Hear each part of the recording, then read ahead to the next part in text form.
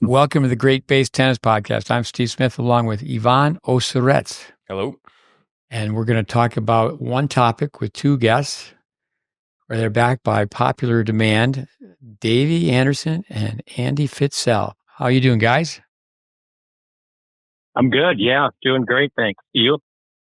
All good here. How about you, Andy? I'm here. Yeah, doing well. Doing well. No complaint. The topic came from Dave Anderson. The three E's. The three E's of tennis teaching. Could you explain what the three E's are, David? Well, the exercise, education, and enjoyment. And again, when you say it came from me, I proposed the idea, but I didn't get the idea directly from my brain. It was taken from you from decades ago. Right. So I was going to, I was talk a little bit about my thoughts on how you pick the topic, the three E's. That goes back so far. I'm trying. I love to give credit where credit's due, but that might even been an original thought. But I think that for our listeners, I think Dave Anderson picked it because years ago he was in the classroom and I had the privilege of being the teacher, and he was taking the test. And I thought your answer was very good. You got it wrong. You put down education, education, education. Do you remember that? And that answer. Don't remember. No, I'm just making that. I'm just making this up. But actually, that's education would. That's a good answer for most things. But my punchline was going to be that the problem was it was a good attempt at the answer, but you spelled education three different ways. That's good. Where I get it was three different languages. It was English, North Dakotan, and Canadian. So that's what it was. I thought you were say profanity. Yeah, we're keeping it clean on this podcast, but I'm bilingual. I speak English and profanity. Let's have Ivani baby do this from Peter Burwash. He's going to read the three E's. I remember this from way back when, and I asked Jacob Hansen. I thought it was five E's, and he sent an excerpt from Peter's book, but Peter had three E's as well. Why don't you read that to our listeners, Ivani baby? All right. The three E's: emergency, exploitation, and execution. There isn't a player in the world who is free from weaknesses, even Pete Sampras. There are many things a player can or cannot do, but determining strengths and weaknesses can become very complex. For example, a player's forehand volley may be strong on high balls but weak on low balls. The key to determining an opponent's weaknesses is through the understanding of exploitation. The whole concept of effective strategy is based on the triple E theory: emergency, exploitation, and execution. If you're on defense, you should think emergency. If you're on offense, you should think exploitation in order to put your opponent in an emergency. Force your opponent to hit shots he cannot or does not like to handle, and he'll feel pressure. That pressure will cause a breakdown, an emergency. If you handle emergencies effectively, exploit your opponent at every opportunity, and execute your shots well, you will be very hard to beat that day. Peter Burwash, the late Peter Burwash, he helped us a great deal with our tennis teaching program. To digress slightly, I mean, Yvonne worked so hard editing. Will you be able to edit out the sound of Anderson pouring the Mountain Dew? Did you hear him pouring the Mountain Dew? Oh, I heard something. That was you. That was you, Anderson, wasn't it? Oh, here's what happened. I'm going to explain it. You won't need to edit it out. I'm at my son-in-law's. We share the house with our daughter and son-in-law, and I'm at his work desk. And my wife brought a drink in for me, but when she did, I panicked and I hit a button on the computer, and all of a sudden music started playing. And so that's really what it was. And she shut it down. She's out of the room. I have my ginger ale, and we're all good. That sounds like a senior moment. The exploitation, I remember, I enjoy listening to Peter when he was working Canadian TV. And, we used to say years ago about a young kid's tennis game, that won't work in the 18s. Of course, that was back when people were playing with wooden rackets, and because a kid would never go forward. And then now we say, well, no, it'll work because people play the same way the whole time. But can you exploit a person's weakness? Another thing with Peter is we do take time and teach people the emergency shots. Why don't you rattle those off, Yvonne? The emergency shots.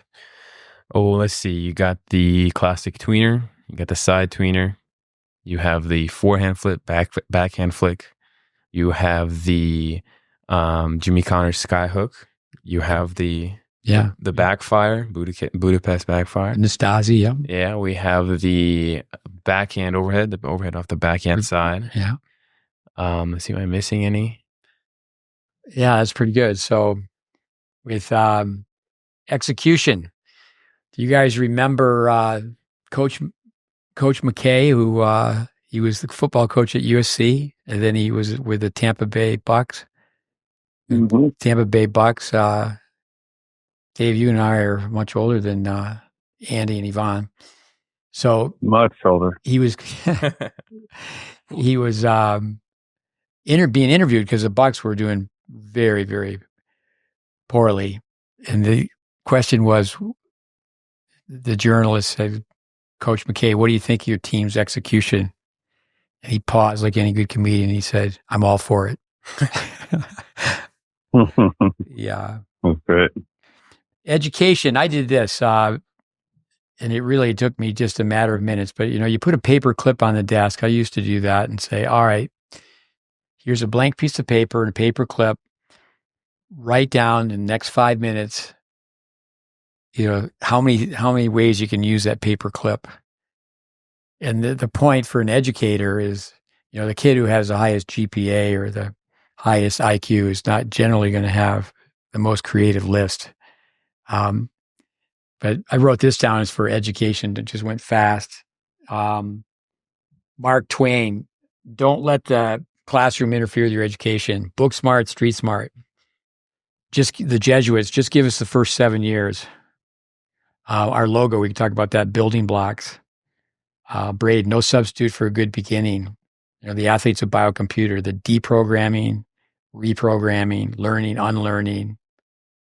The generalist versus the specialist, another Bradenism, the mistake center, the process of mistake correction. Here's another one to touch upon, experience. It's nice when your experience can match your education. This is something that's so popular now. I hear people talk about all the time, growth mindset. 2 different 2 million time clubs. The mother of skill, repetition and reinforcement. You need both teaching and training. Imagination is greater than knowledge. Get into the Einstein. This came to me so quickly that know the history of your subject to know your subject. If you can explain your subject to a 6-year-old with communication 70% nonverbal. A compliment is when people are actually called, someone will say that person's encyclopedic. Reflective thought, reactive thought. I think going back to educational background, I think a Catholic school, just to reflect. Certifications, not education. And the last one I wrote down to make it 25 was a coaching tree. I'm always baffled by how people in the tennis circles, many times they don't have a coaching tree. But that's just to get us started. Guys, why don't you take it? What do you think? We'll go with the first E being education. What do you got? What comes to your mind? I think a lot of things. I mean, you just listed off a bunch, Stevie. I always think, Vic, obviously our time with Vic, but he would always ask players, what did you learn today? Or did you learn anything today after a match? Which I think if you're a parent listening is one of the best things you can say after a match is, hey, what did you learn today? Not what was the score. So did you learn anything? What did you learn today? To get them also the wheels turning. Okay, what did I learn? And then also the ability to teach something if you've really, taken it in and grasped it. It's like, okay, let's hear your feedback. Let's see you teach me, whatever concept you covered in a lesson, teach me that. And then you can see it to what level that they own it. But obviously, sometimes the education is now disguised or missed in a tennis lesson these days. It's more about the exercise and enjoyment, the activity, but the education side is often missed. because it's not always fun, or sometimes you have to slow down. Yeah, so many things remind me of Vic. You're right, though, that in some ways, if you could camouflage, hide the educational side where they don't even know they're learning. So you can put all three together, and that's where it comes from. Is that at the end of a lesson, did you cover all three? Sometimes instead of the word enjoyment, entertainment, I mean the fun factor. Mm-hmm. I know with Vic, we all have pet peeves. He did not like it when the instructor would say, "Well, in the next class," he'd want someone to be wired, and they would teach what I would call bell to bell. I spent a lot of time on college campuses. 10 years basically in Tyler, 15 in Tampa, and be based on a college campus. And the professor, they can give the exam a week early if they want, instead of taking that final week and have a review. And I know that'd be something that you don't, it's precious education. You don't want to waste a minute. And it's like, no, just go bell to bell. Go ahead, David, your turn. Well, I think education comes down to both ends, the learner and the teacher or the coach. And the consistent effort to try to grow. And as a coach, John Wooden quote, "It's what you learn after you know that really counts." It's what you learn after you know everything that really counts. And I think the coach is in a constant state of education each day, trying to get better and better at delivering information to people, learning what buttons to push. And going back to a comment Andy made right before about asking players what they learn. And it's so important. And what I found is providing video for the parent and the child, not only to help visually learn, but also to document the progress, helps build the trust, helps gain a little bit of motivation, I think, for people to see that, that their racket was wide open on a backhand volley 2 weeks ago, and now it's starting to align towards the incoming ball a little bit better, and they made a sound grip adjustment on that side. And so I think education is all encompassing. It involves everyone, not just player and the coach, but probably also the parent. I know before we got on the air, Andy, you mentioned show and tell. You want to elaborate upon that? Yeah, I think just the use of technology, like Dave was just saying, to be a lifelong learner, like that's all of our goals. Even what we're doing right now, a podcast, is so nice that you have, basically a supercomputer in your hand, and you can have your headphones in and be listening and learning with a podcast when you're, taking a walk, for example. But on the court, show and tell, just to be able to use a camera or a iPad, just to use video analysis to show and tell, but also you can document development, and that just makes it fun because you can show them improvement. And then there's also some, just as far as parents goes, you can get people to, what's the word I'm looking for, that where they have to send you a video, for example, like, hey, let me see you shadow swing your forward volley. Accountability. That's the word. Thanks, Dave, that I'm looking for. I was just talking about this the other day to students, like, hey, you got to show me what you're doing at home. Just send a quick video, and then there you have it. So, yeah, the use of video is awesome, or just technology in general. Well, I think it's a major problem in tennis that in tennis teaching, there's just not enough education. Like you mentioned the parent. I think a good line is to educate the consumer. For the teacher is to educate the teacher. I mean, I love the definition for teaching is information transfer.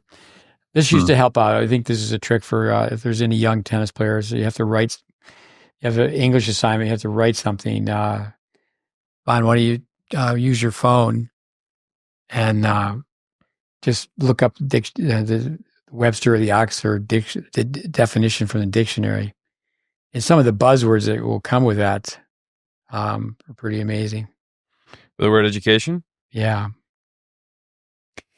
The process of receiving or giving systematic instruction, especially at a school or university.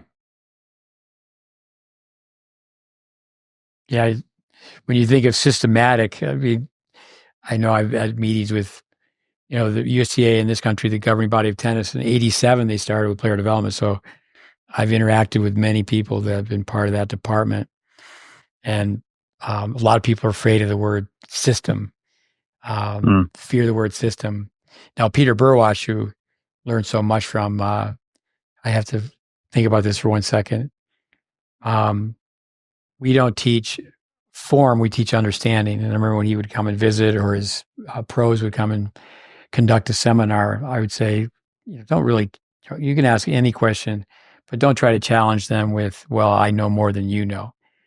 So the play on words is, so Peter's theme was, we don't teach form, we teach understanding. And I said, well, we're going to learn from this outfit, but when they leave, we're going to come back to our play on words is, so instead of, we don't teach form, we teach understanding. Yeah, we teach people to understand form. But yeah, the play on words, the system, to me, is just an organized plan. And that's really the great base.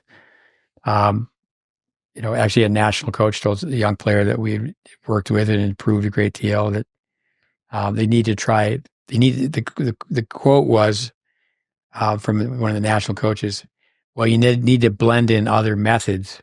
But they obviously didn't know that the great base is just that. It's a blend of methods with, go ahead. I did a video, Steve, with and Andy and Yvonne with 2 kids that came from, I think they've been all over the country, to be honest, but they just came from a particular place. And off the ground, it's not uncommon, I think, to get people off the ground that haven't been maybe exposed to the great base or information that we're trying to impart, but they'll still be relatively close off the ground, off the forehand, off the backhand. But you really see the effect of kind of just learning as you go, mid-court in, and maybe even on serves and overheads. And I told the parents had heard some negative things about us, that we were going to alter their games the minute they walked through the door and that. And I had 2 videos going with the kids and some benchmark kits. And, the word system, I think we get accused of that a lot. People that are outside of the maybe scope of the information. But I told the parents, I stopped their kids at the exact same points, and the backhand volleys were almost facing, the racket face was almost not even to the sky, but leaning to the back fence. And I said, everybody is teaching a system. It's just whether it's going to be effective or not, and or efficient. And I think that's very common for people that are trying to implement the great base and the teachings, that they're going to get a lot of shots from people who really don't have the background in it, that it's too systematic. But the reality is, it's efficiency, and it's an efficient system. And some people their system is a system, but it's a system that is very inefficient. I just find that word to pop up a lot in speaking to people. It just looks mechanical in some of the videos I may see, because, the way we slow down and have people hold key positions, and that's what I get the feedback that it gets judged a lot, just because it just looks so stiff and mechanical and things like that. And then there's, of course, Vic's famous line, "Well, I let them loosen up after they win nationals." It just makes me think of a video of Mason Vaughn and Alanis Hamilton, where we're, starting to rain, and they're all lined up in the driveway, and they're just doing these mechanical looking volleys, forehands, backhands, all together. And then, I remember getting a lot of comments where people were judging that. And then, fast forward to today, these guys are doing quite well, on a national and international level. Yeah, definitely. With, just for our listeners, maybe first time listener of those names, so Lance Hamilton, Mason Vaughn.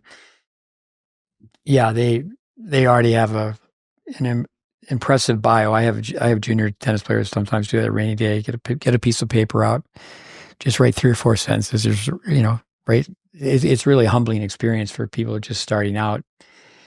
Here's a visual. So David has the 2 new students show up, and the parents think that, well, they're going to change my game. Andy, what comes to your mind when you think of Vic Braden and 2 people coming up and the parents questioning their game?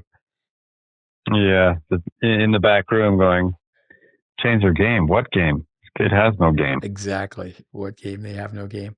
An Englishman was here for 5 weeks, and he took notes all day and went home and rewrote his notes. Lawrence Hyde, we had him on as a guest, and he was so smart to take the time. He was here. We'd call it education. So we were educating him, but he wanted it. Where it's worked out on with 3 different timetables now. 1 month here, 1 month here, another 6 weeks, and it's continuing for him where we hooked up with an international project. So he's in a situation where he can practice. He can have his, the experience match his education. Another guest that we've had, Joey Johnson, and before we got on, I read a text and he was asking about his son, Spencer, who's also been a guest on the podcast. And he's a great story for a kid who did a 2-year mission and didn't hit balls basically for 2 years. And last year he was a freshman of the year in the Pac-12. Joey was asking me about, what do you do to get players more comfortable at the net? And there's this. So it's just amazing that someone like that has been in the game forever. He's inquisitive. The problem is that kids play years and years where they don't go to the net. So many things that just turn into education thoughts. When, you mentioned rallying, Dennis Vandermeer used to say, if you can get your students to rally, you're a tennis teacher and you're going to have some success. It doesn't mean that your students will have success, but you'll have success because you at least got them to rally. Mm-hmm. Interesting. When you call a number out 1 through 25, and you guys can elaborate upon it. Why you go, Andy? Go number 8. Number 8, Roger Federer likes that number. Born 8/8/81. 1, 2, 3, 4, 5, 6, 7, 8. Well, we just went to the Kobe Bryant Memorial today, the hike, and so I think of Kobe, number 8. Oh, there you go. Kobe Bryant. There's somebody who was into repetition. That he can't be forgotten. So sad, so tragic. It wasn't just Kobe and his daughter; it was a number of people, huh? So, yeah. Shortly after that, I was working with a gal whose father, that was his livelihood, was teaching people to fly helicopters. Learning and unlearning. What comes to your mind? I always think, you start to pick up a motor program for a stroke within just a few hits.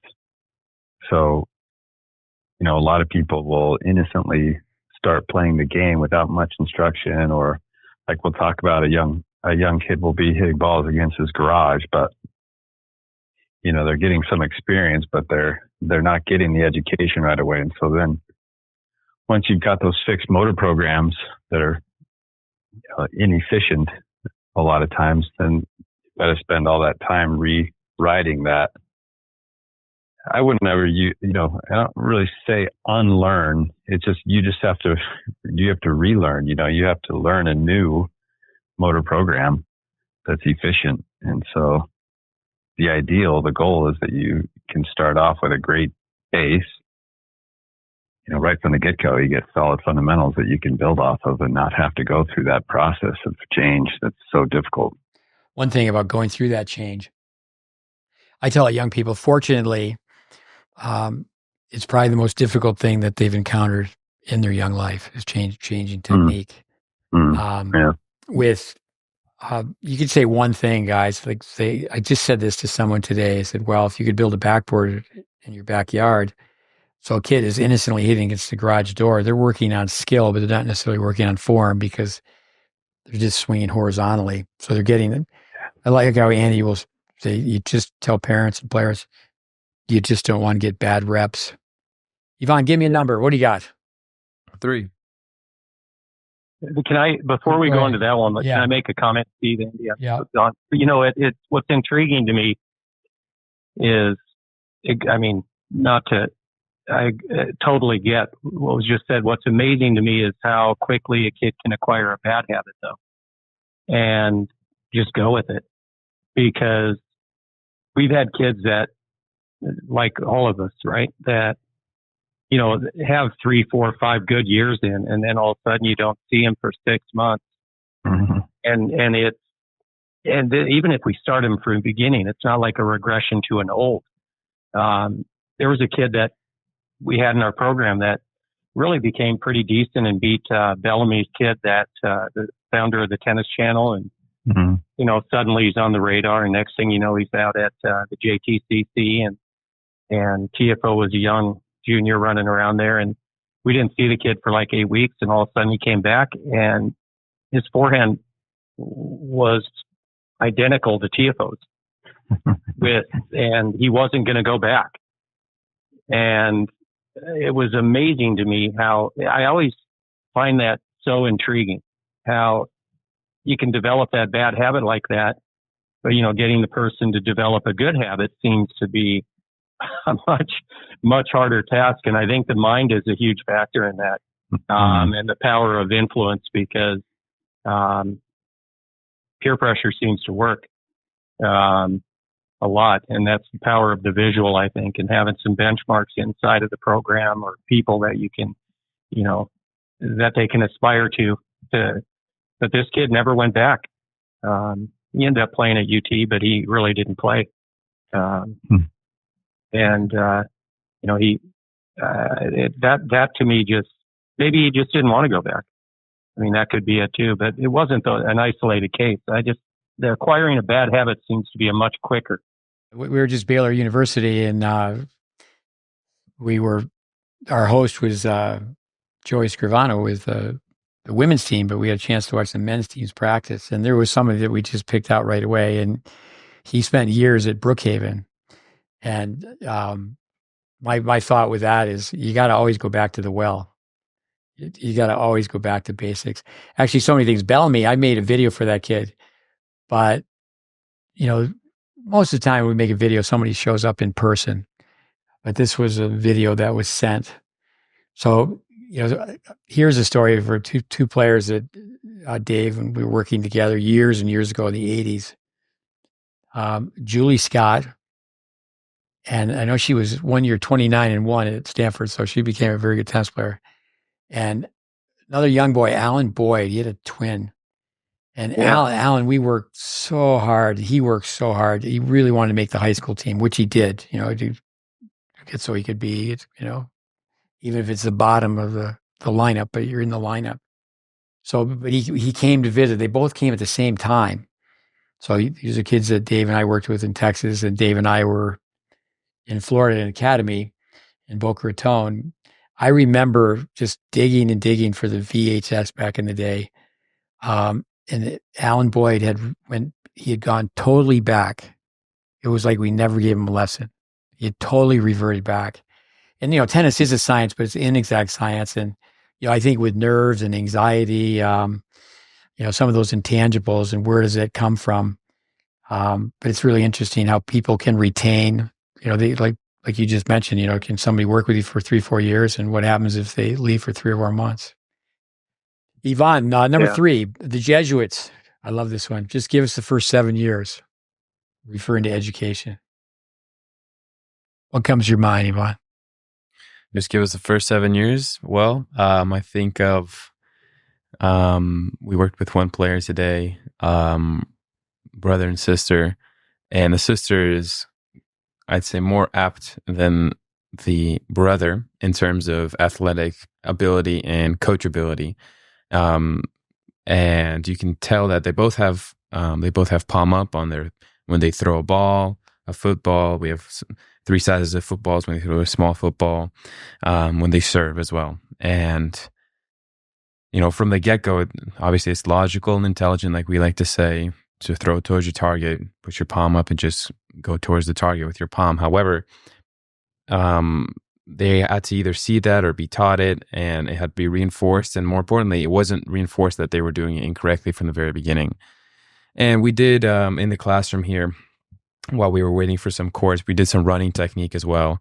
And the parents were in the room, and they were all understanding, great people, and they understood how important it was from an injury point of view and just from an overall athletic point of view to have the basics of not just tennis, but just athletic ability of running and throwing down. Not just mastered, but just at a basic level understood. Okay, this is where I'm doing it wrong. This is where it could be better. This is what I'm trying to achieve and get better at. For example, with myself, I'm an amateur running specialist. Like, I only know the basics. Recently we had Jody Johnson on the podcast, who's, way more qualified in that area. And we start making these Instagram videos. We, can pat ourselves in the back that we've been consistent with it 2 a day for a while, but also kicking the fanny that we hadn't started, a year or two ago. So we had some delay, but we're up now and we're trying to continue it. But I had made a clip based on running technique, just the stuff that we've been sharing in the classroom here. And we shared it with Jody Johnson, who was on the podcast here. And we didn't want to give out bad information and asked him, hey, please review this short clip. Is it truthful? So if so, we can share it.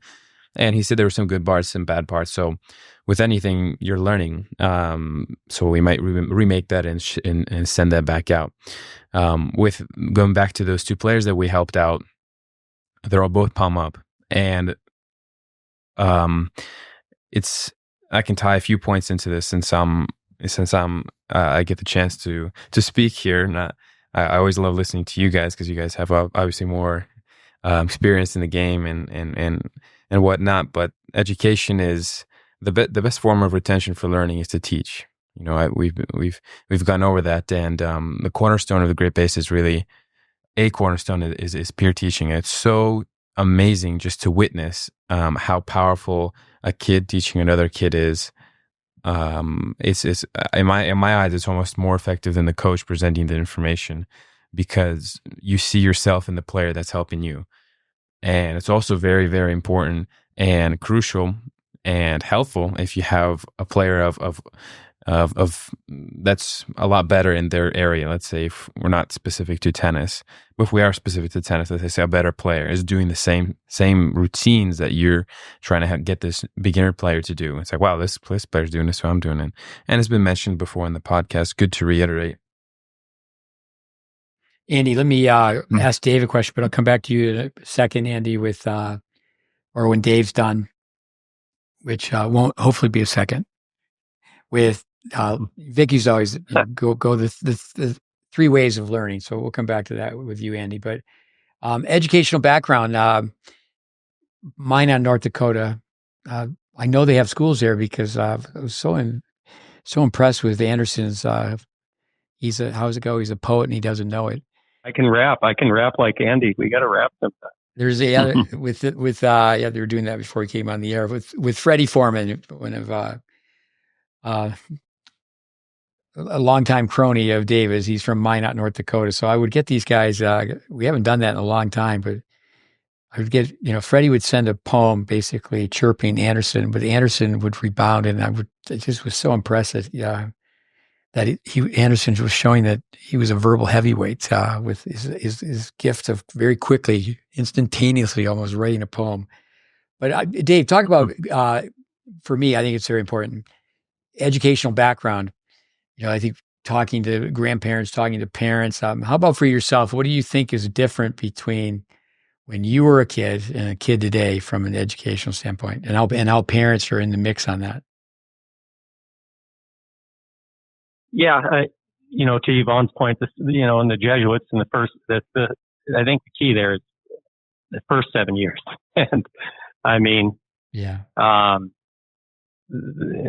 think the households are different. I think kids have a lot different voice, in today's typical household. I think they are trained for better or worse. I mean, I'm not trying to say I was an expert parent. Believe me, my wife was the hammer at our house, but kids, from my perspective, have a much stronger voice. Oftentimes, the ability to veto all other voices in the household, and they're unbelievably, as you know, having two of your own. They're clever manipulators and negotiators, and I think that the minute they figure out how to push buttons on parents and get what they want, if they get wiggle room on that, you're going to get run over. And I think we're definitely feeling the effects of that. If you're a teacher of sport, a coach, if you're a classroom teacher in a school, public, private, doesn't matter. I think everybody's feeling the effect of that right now. There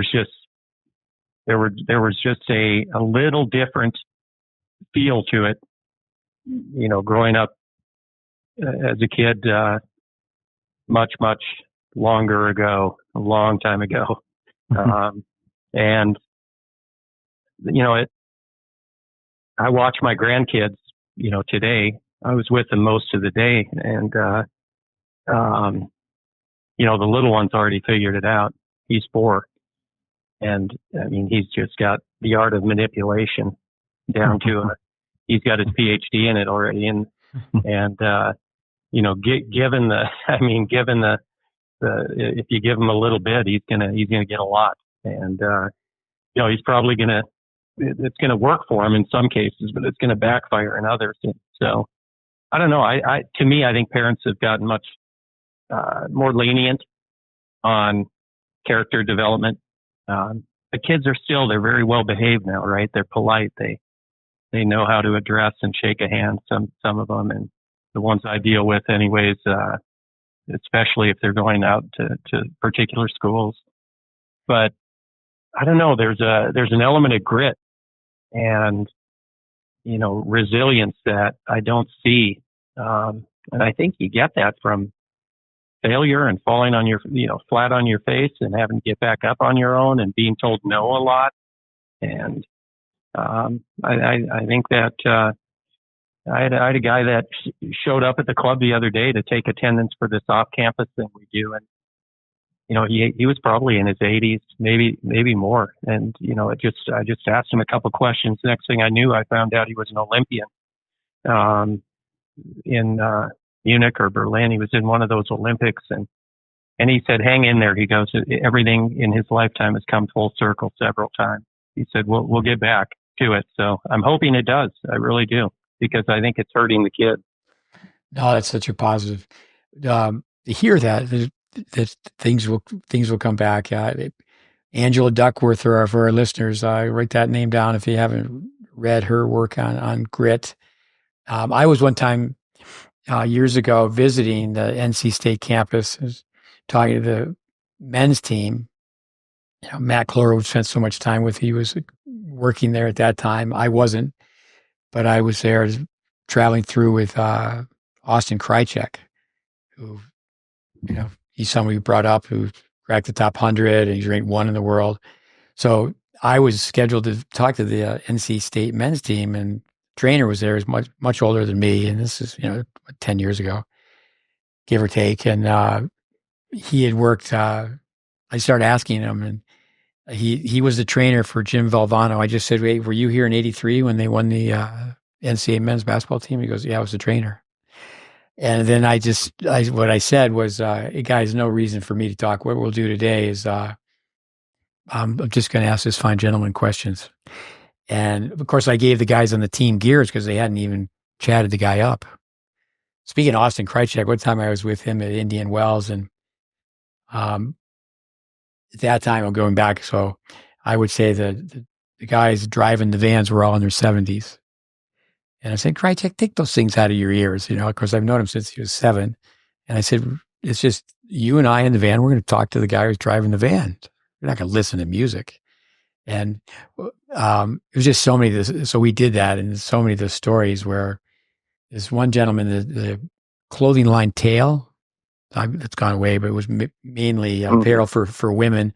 And he said that he's good friends with Mark McCormick, who started IMG. He was the first agent. The first athlete was Arnold Palmer. And anyway, his friend said, "Hey, you should sponsor this kid from Sweden." So he met with Borg, and he said, "Well, I thought he was just too quiet. He was too shy." He goes, "Yeah." So I turned down Borg. I think with going back to education, I'd like to ask parents about report cards. It's really changed from it's like, well, I got a 78 in English, or I got a, you just wanted to get an 82. I mean, if you could get over that 90 mark, it wasn't easy to have that report card in a Catholic school years ago be a 90. I think that instead of calling our skills tests just that, well, let's call it a report card. Yeah, we'll do this thing at first, and it's basically a report card.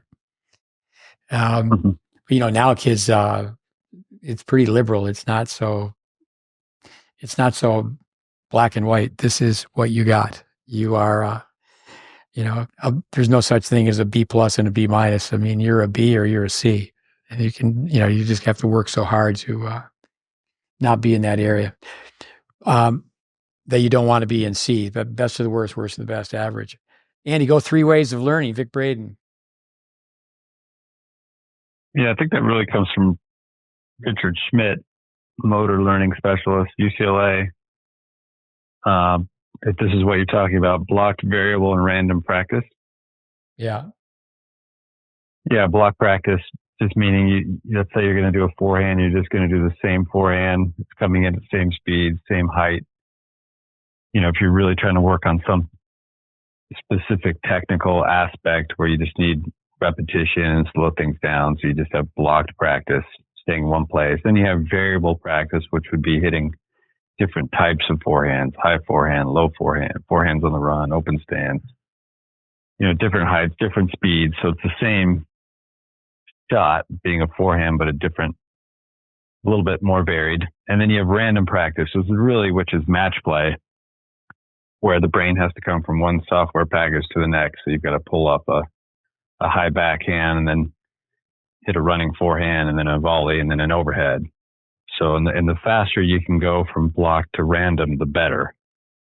But in our world where a lot of people come in and they really need technical work, we do a lot of blocked and variable practice. But really over time, the people that could get into random practice more made the bigger gains. And so, the sooner you can get to people into more of a random practice situation, the better, because that's the ultimate goal is to be able to play, right?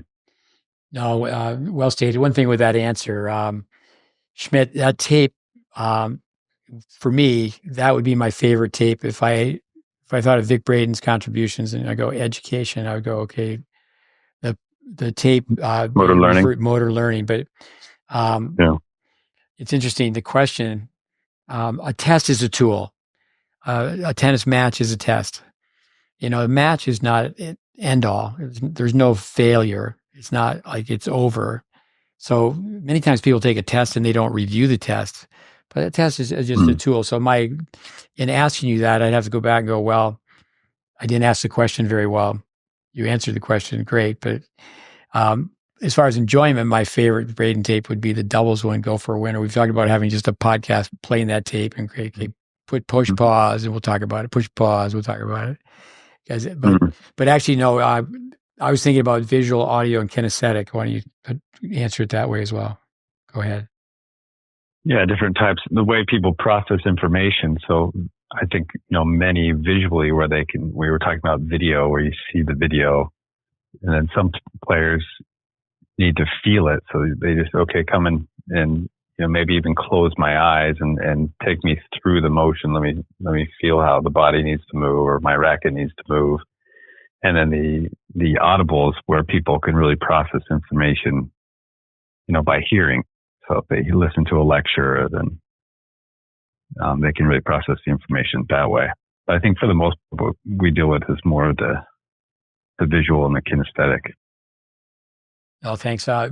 David, what comes to your mind? Why don't you share a few thoughts on certification, not education? Then I have a story to go with that, but go ahead.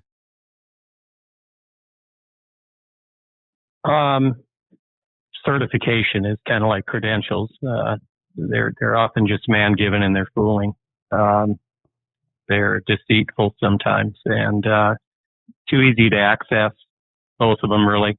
I love the Coach K quote. Confidence, speaks for itself, and arrogance needs advertising. And I think many times, certifications they happen over weekends, and now I'm getting so many emails for the variety of racket sports now that there's been a conversion to joining with the USPTA, former USPTA.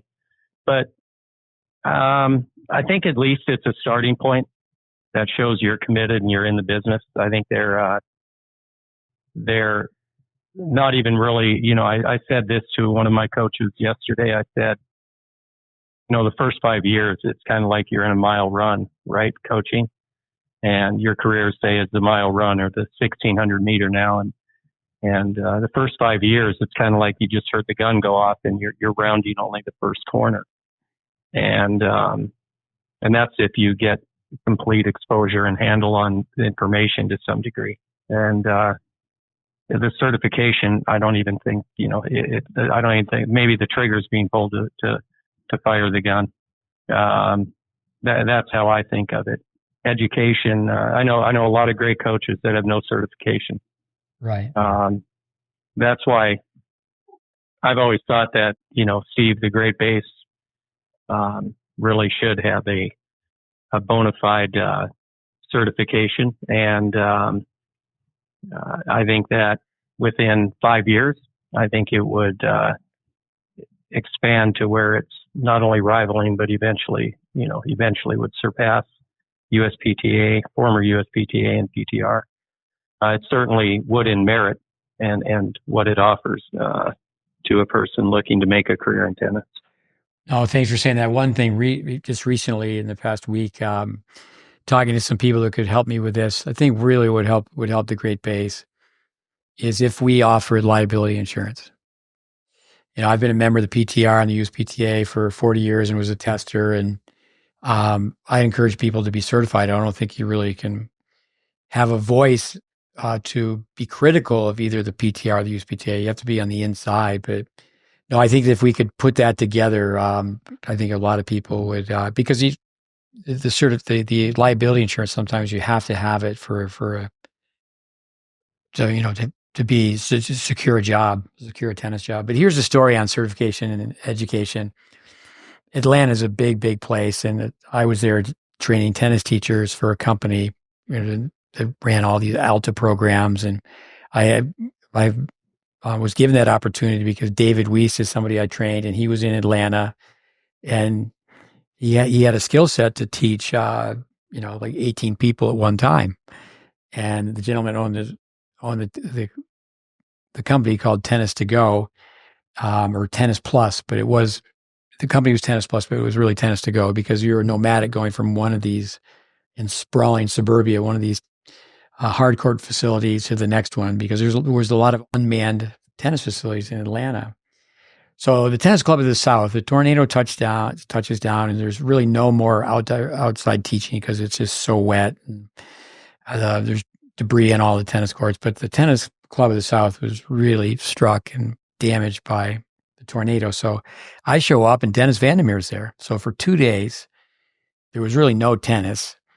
But Dennis and I, we were helping with garbage bags or picking up branches, and that was, towards the time where he was, slowing down and finishing. And Steven said, you were right. I had a lot of fun.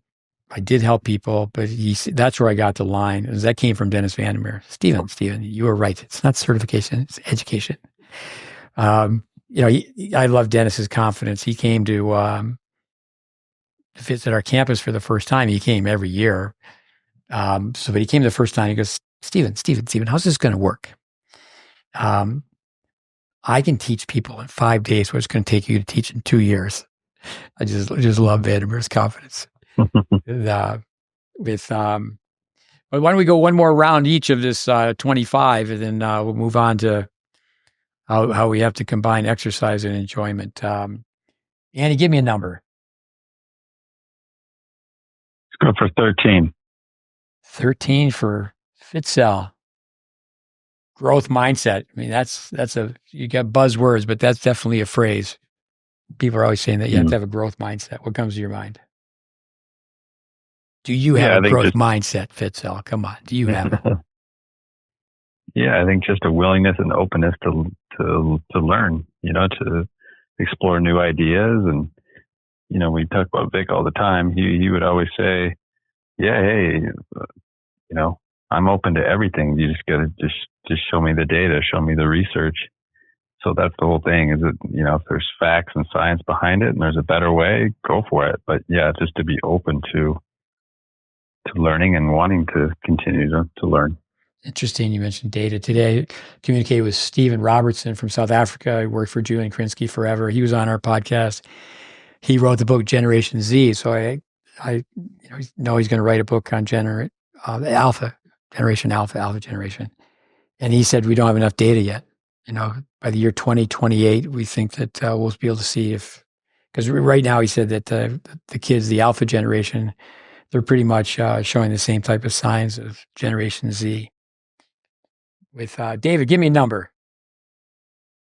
I'll go with my old Ramstead Rockets basketball, number 10. Number 10, mistake center. That's a Bradenism. Yeah, I think mistake center ties in with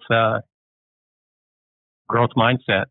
I mean, to me, kids that can look at life or tennis or any activity they're in, and they kind of look at it like a fun puzzle to put together.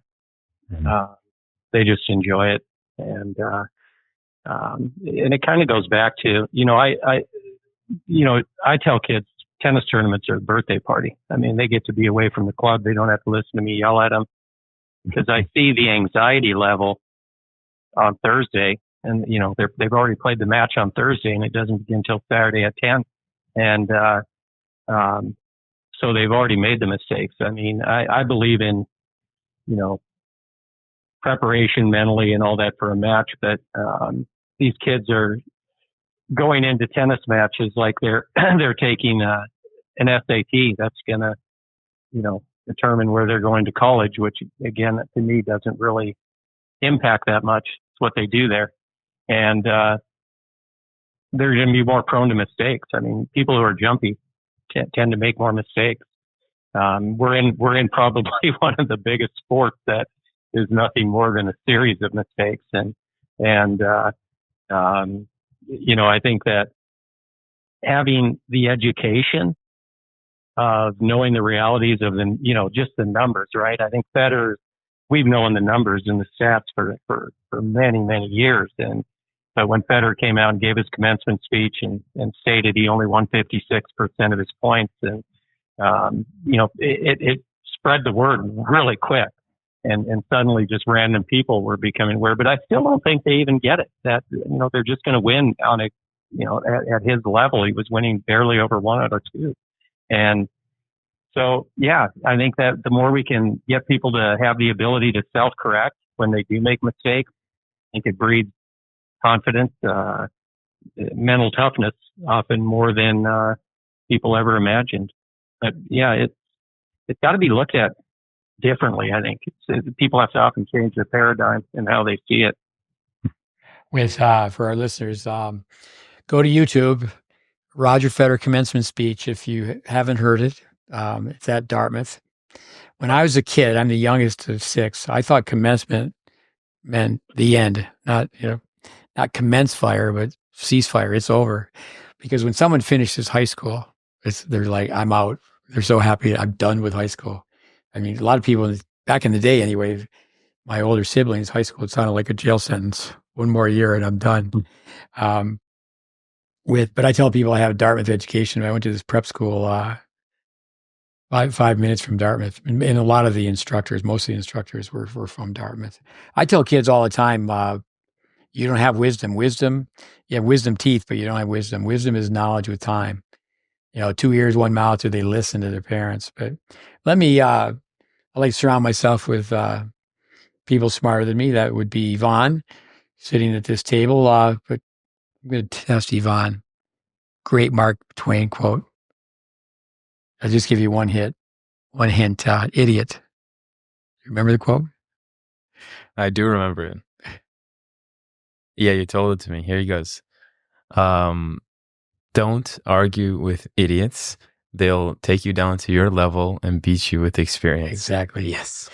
That's right. Almost spot on. Don't argue with an idiot. They'll drag you down to their level and beat you with experience.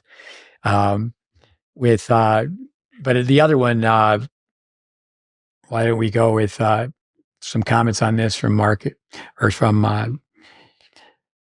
what are these guys' names again? Well, I'm not sure. These guys, Dave and Andy, right? With I love the one with Mark Twain as don't let the classroom interfere with your education. I mean, street smarts, book smarts. I mean, you ask a kid today, hey, what's a brown bag? And I mean, do you know how to rake? You could ask them, why do people wear gloves when they rake leaves? Or if the people work all the time, they don't have to wear a glove. Why is that? I guess tennis players do have some blisters, some calluses on their hand, but what comes to your mind, guys, with that? The Mark Twain, don't let the classroom interfere with your education. Yeah, no, I think for me, just life experience, the more you can put yourself in uncomfortable situations, the more you can experience, different things, have, kind of real world experiences. I think that goes a longer way than just the book smarts, practical application.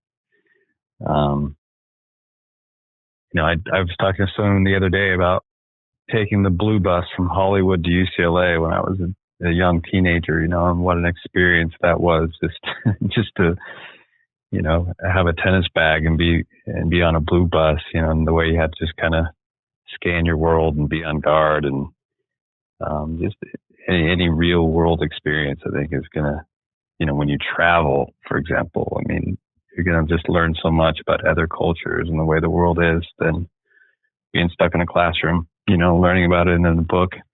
Yeah, with Dave, you would remember Billy and Leon Lip. They used to come in every year. And the umpires. Train us as umpires. And Steve Ulrich was in the program. He went all the way to the center court of Wimbledon and the U.S. Open and beyond. With John McEnroe, they said that he just was so aware of his surroundings. And then you read about McEnroe going to the Trinity School and coming in he didn't live that far out on the island. Douglastown is not that far from Manhattan, but he rode the bus every day. And what Andy just said is, just to be aware. I mean, most kids have never even ridden a bus, and to get away and do things on their own. It's really parents need to understand that. Don Meyer, the late Don Meyer basketball coach, people should look him up. There's so many great things about Don Meyer. But he used to say, just give it away. Don't be afraid to, your program. You got a great program, give it away. People won't be able to copy it anyway. If they're going to copy it, they're going to have to come and spend years with you.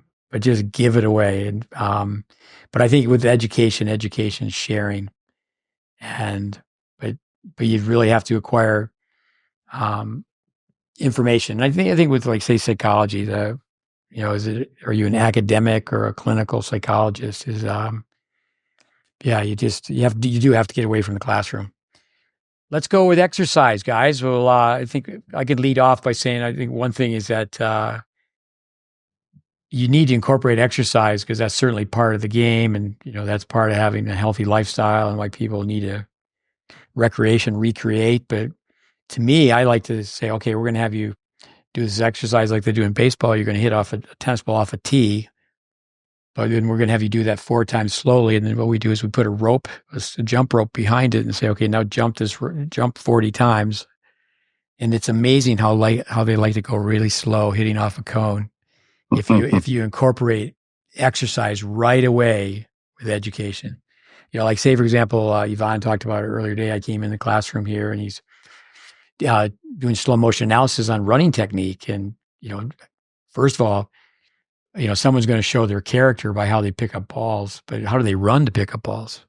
If you go to an elementary school and you watch a relay race, oh my word. That's why they put blinders on a horse and, having the alignment with the legs and the arms and how people run. But what comes to your mind with exercise? Let's go to the young guy. He's 25 years old now. He's a quarter of a century. He's been around. He's not that young. Quarter of a century, yeah. I want to connect the education to this exercise portion, and one thing that Dave had mentioned previously, kids overall, especially tennis kids, and it has been brought up on the podcast before, are soft and are getting softer. Now, there's a great quote: "Hard times create hard men. Hard men create easy times. Easy times create soft men. Soft men create hard times." And we're on the downturn. So life educates really best, just life. And kids are really getting robbed of that education through technology. We talk about how well technology can suit the development through sport with video and such, but it's also an escape from life and its education. I remember when the iPhone came out, 2007, and I remember being in the car and saying, "Mom, a couple of years, 10 years, there's going to be the iPhone 10." And I was thinking that was the craziest thing ever. And the iPhone hadn't come out yet. So the only way for us to spend our time, the only way for our parents to retain their sanity is for us to be outside and play with other kids. And if you just move into a neighborhood, again, from my experience, I don't know any of these kids. So I have to go and knock on the door, find kids that are just playing outside, garages open, tinkering with their toys, come up and say, "Hey, what are you doing?" Like, I have those memories of coming up and making friends. That's gone nowadays because all your friends are on your phone. All your, everything you want is on your phone in front of you. And unfortunately, you get robbed of those experiences of playing sports, catching, throwing, just because of necessity of you need to think of something to do. You make your own games. You play tag. I remember playing tag every single day of my life when I was younger. And I attribute most of that to my athleticism, just playing outdoors with other kids that I don't know, I do know. And it develops, one, social skills, and it develops, two, confidence, which transfers to the court. Now, if you're part of a group of kids that you see every day, there's going to be conflicts. One kid can get mad and punch the other kid in the nose. They're kids, you don't know. And all that is trivial other way around. When you go on a tennis court, hitting a ball between white lines is trivial compared to, what are my friends going to say? What are this group's going to do? I wonder what we're going to do here. It's like you have all this experience, one, from having social relationships normally outside of school with these kids that you're playing, you developing athletic ability through running and throwing, playing tag, all these games. That is gone now. And then you go on a tennis court and it's a piece of cake. Oh man, hitting a ball between white lines, even if it's a match, it's no problem. I play competitive games with my friends all the time. So they get that experience of losing and winning all the time. We brought up that the fact that baseball players are probably the chillest athletes because they lose so much. They play 180 something games. They lose all the time. And same thing with kids. If they can hit 1 out of 3, they'll be in the Hall of Fame. Exactly. So they miss and lose all the time. With young kids, that happens. Card games, anything with social interaction, you lose all the time, and it's fine. It becomes part of the culture. Whereas nowadays, it's a one sport. Very few kids. They don't go outside. They stay indoors. They're, I would say, I might misspeak, but say love too much. You can be loved, but you don't need to be around your kid 24/7. Make sure their eyes are on them. Yes, there's safety, of course. Yes, completely understandable. But if you have the privilege of being in a closed community, have your kids go outside. You have to force them outside, even though they have their gadgets and their stuff. When the iPhone came out, Steve Jobs actually didn't give an iPhone to his kids for a while. He knew the danger of having a screen in front of you and how it could consume you. And so, from this little rant, the message is you need kids from a young age to develop the skills, the social skills, the competitive skills, and the physical skills of being outside, forming friends, playing groups, playing sports. That has been going on for a while. And now, due to technology, again, on the pessimistic side, it has just ruined that education that just pure life at an early age gives young kids. Little rant. I told everybody he definitely, that proves that he's smarter than me, but I'm a dumb jock. So sorry, that doesn't take you that far up the ladder. You're just dealing with a dumb jock. I'm just referring to myself, not Andy and Dave, but give us that. Well, I said before you, I want you to just read that or state that one more time about the breakdown, hard times, easy times. But my mother, who sold real estate, she had a great sense of humor. And many times I would be with her and she'd pick me up and say, oh, I got to go. We're here. You can swing by, or, drop off a sign, or hopefully she didn't say a listing because that would take too long. But we'd go through a neighborhood and there weren't any kids playing. She would say, oh, they must be inside playing with the butler. Because years ago in neighborhoods, people were playing outside. But give us that breakdown one more time. Yeah. Great quote. I apologize. I don't know who said it. I'll take credit. Steve said it. I got it. Steve Smith. Here we go. Hard times create hard men. Hard men create easy times. Easy times create soft men. And soft men create hard times. Yeah, Davey Anderson and I, we're the same age where we brought up people from World War II. Go ahead. Let's go with Dave Anderson, who says he's off the Mountain Dew. Exercise. Yeah, off the Mountain Dew. I think that, we owe it to the kids that looking at it just as from the vantage point through the lens of being a teacher and coach. I think we owe it to the kid to get them healthy physically. Obviously there's such a broad range of people that we deal with. If you're dealing with beginners, we have to be equipped with knowledge to be able to build athletic skills in terms of movement, fundamental things, hand-eye coordination, all of that. And then as you progress through the sport, we have to be equally as well versed in helping athletes, become better and better athletically. To me, a great tennis coach, even though we know there's so many different realms that people seek out now, whether it's nutritionists or physios or whatever, I think that the more background that we can have in how to build athletic development and keep people fit and healthy, I think that it's very important. And again, it goes back to just being a lifelong learner, as Andy referenced. And I think the only limit to that is our imagination. I mean, I think you've said it, Steve, many times, and I've seen you do it. And I mean, I feel like if you have a whistle, and I feel like I can get people really fit, within weeks, or at least make them feel their bodies. It's just not that hard. And I think, back to Yvonne's point, I think a lot of that is just the fact that I'm, had a background in multiple sports. So when you played a lot of other sports, you get a lot of different creative ways to exercise.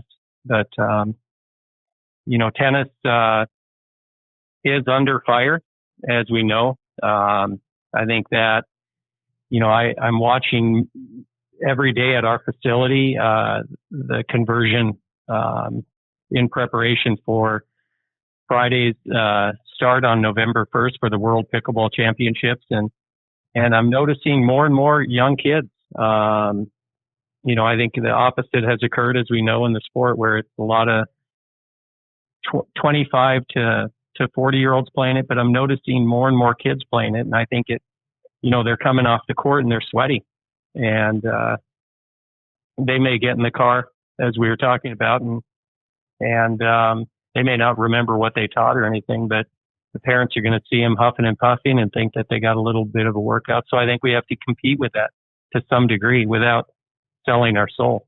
But we definitely have to make people understand that the exercise portion is important. And, you guys both spent way more time around Braden than I did, but I remember the quote, you can have the best strokes in the world, but if you have to take a cab to get to the ball, you're not going to do that well. So now it would be a Lyft or an Uber, but, yeah, a few thoughts. Yeah. With, say pickleball, for example, I think for tennis, I really think the instruction should be one, it should be combined. But I think also too, is that pickleball should make tennis teachers work harder, which is always good. But I think there's so many people that have abandoned tennis and they went right to pickleball because they can make more money. I think another thing, we have so many foreign players playing college tennis. I think that's a great thing. It brings the level up. But what we American coaches need to do at the grassroots level is we need to do a better job teaching kids. Let me say this, and I'll turn it over to Andy. Quote one of our longtime students, somebody we trained years ago, Dave, back in the 80s, Doug Tomlin. Mm-hmm. He was a musician, highly educated musician, played multiple number of instruments.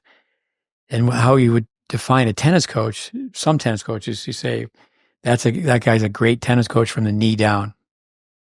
And then we have to be careful within our circles not to be a tennis tech snob, because while we know a lot about technique in comparison to most, but yeah, I do think that, also too, is that we can get stuck wanting to have perfection with technique, but right away is that build up breakdown process is instruction, destruction. You got to let the kids try to rally some. And if you're really a true technician, it's very difficult to watch beginners even striking a ball and trying to rally against a backboard, because it's like, whoa. But everybody, Vic Braden, other Bradenism, everybody has the right to be a beginner. So let's start with Fitzel. You in pretty good shape, Fitzel? Yeah, doing okay. Not too bad. You're almost a half century now, right? You're climbing up the ladder.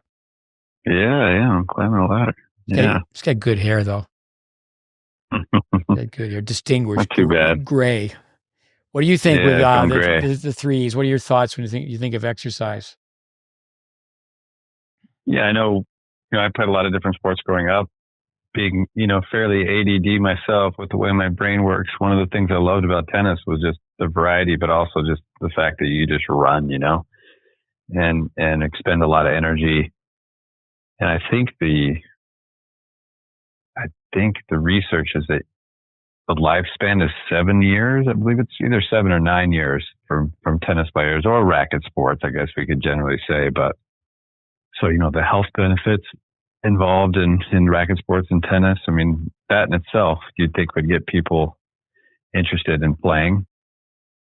So that's important. But as far as the tennis goes, I was listening to a clip on Roger Federer the other day, and he's just talking about the best players are the best movers. You could also say the best movers are the best players, but how important it is to incorporate movement patterns right away, and learning how to jump rope. And I think there's often when players get a little lazy or don't want to move, I say it all the time, hey, if you don't want to run, you got to play golf.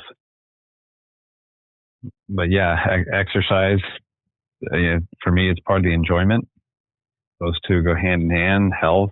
And then obviously to be a good player, you've got to be able to move well. Vic's line, yeah, you can get to the ball faster, but if you got a crummy backhand, you're just going to hit a crummy backhand sooner. Yeah. So we have to remember that. But if it's crummy, it's crummy. If it's crummy, it's crummy.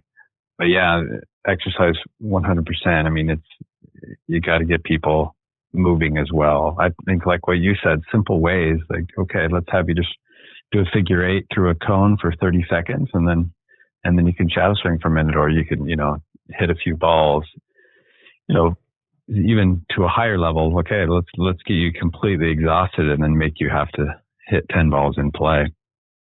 We saw that clip of Marcos Bagdatis where he's doing these incredible, fatiguing plyometric exercises and then having to go out immediately and hit a series of shots.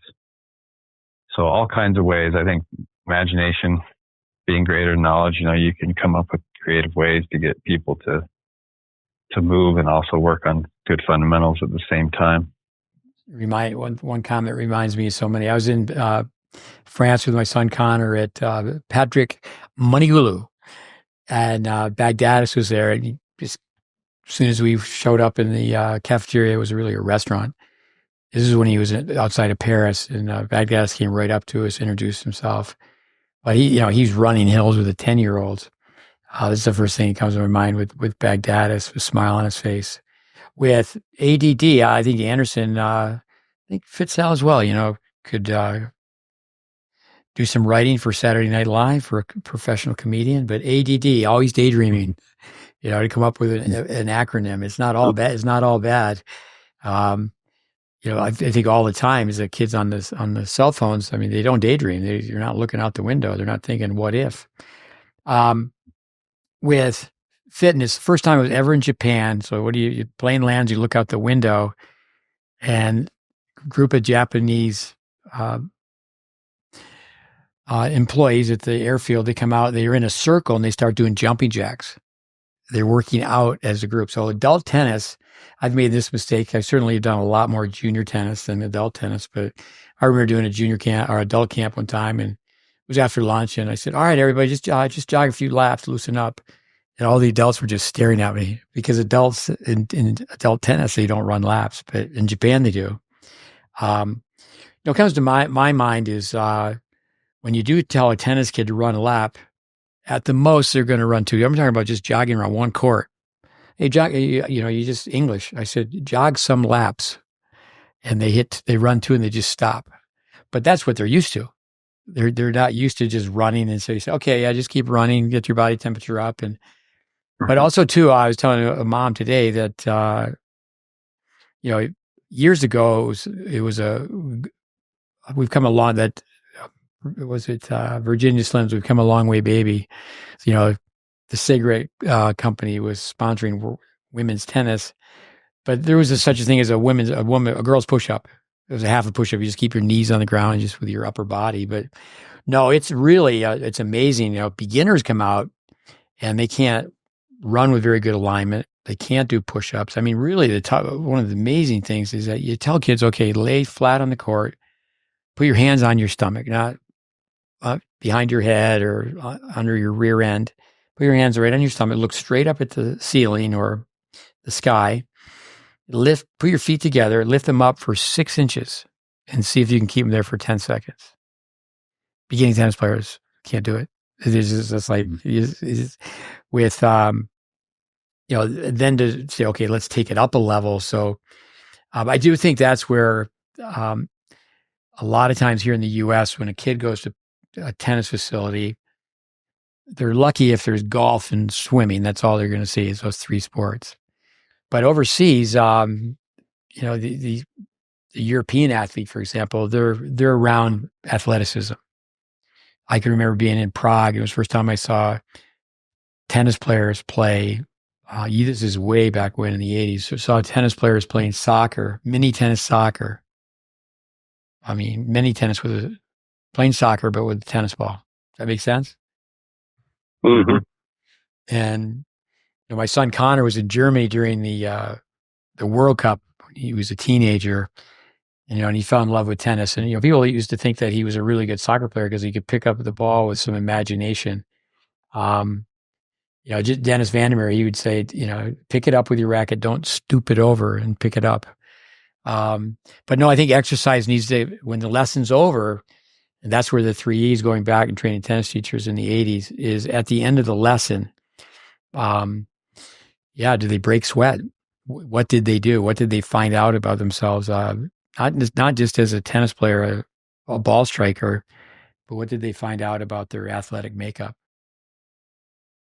And they should get some homework, just like we do with establishing routines. And for these kids that are coming out 2 to maybe 3 days a week, and they're in the introductory stages, the beginning, intermediate stages. I think they need physical homework just as much as they need. Their routines have to be inclusive of the physical part, and you start to enjoy it. Kids start to enjoy it. They see progress in their physical state, and they start to take pride in it. And it's all, it's kind of a symbiotic relationship, with the sport, where their body gets better, their skills get better. The absence of one, I think, radically affects the other.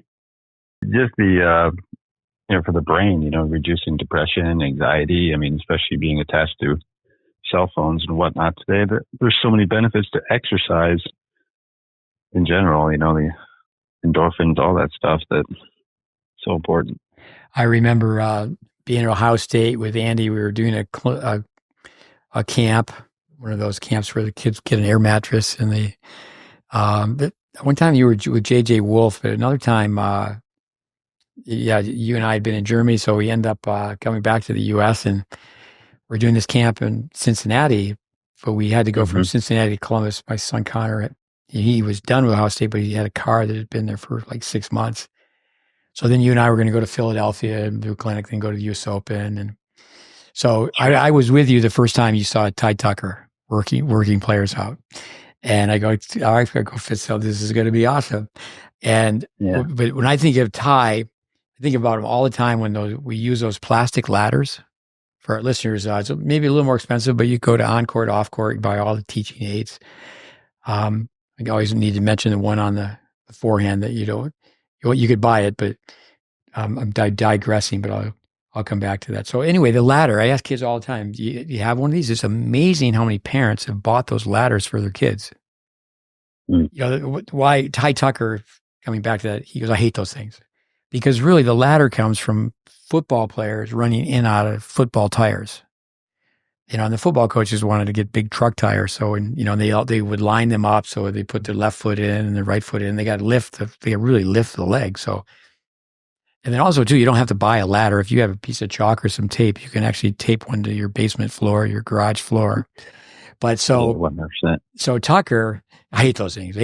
But that my son Connor would say, if you listen to Tucker, how he talks to the athletes and such, because you wouldn't know what sport it is. You would think it's football.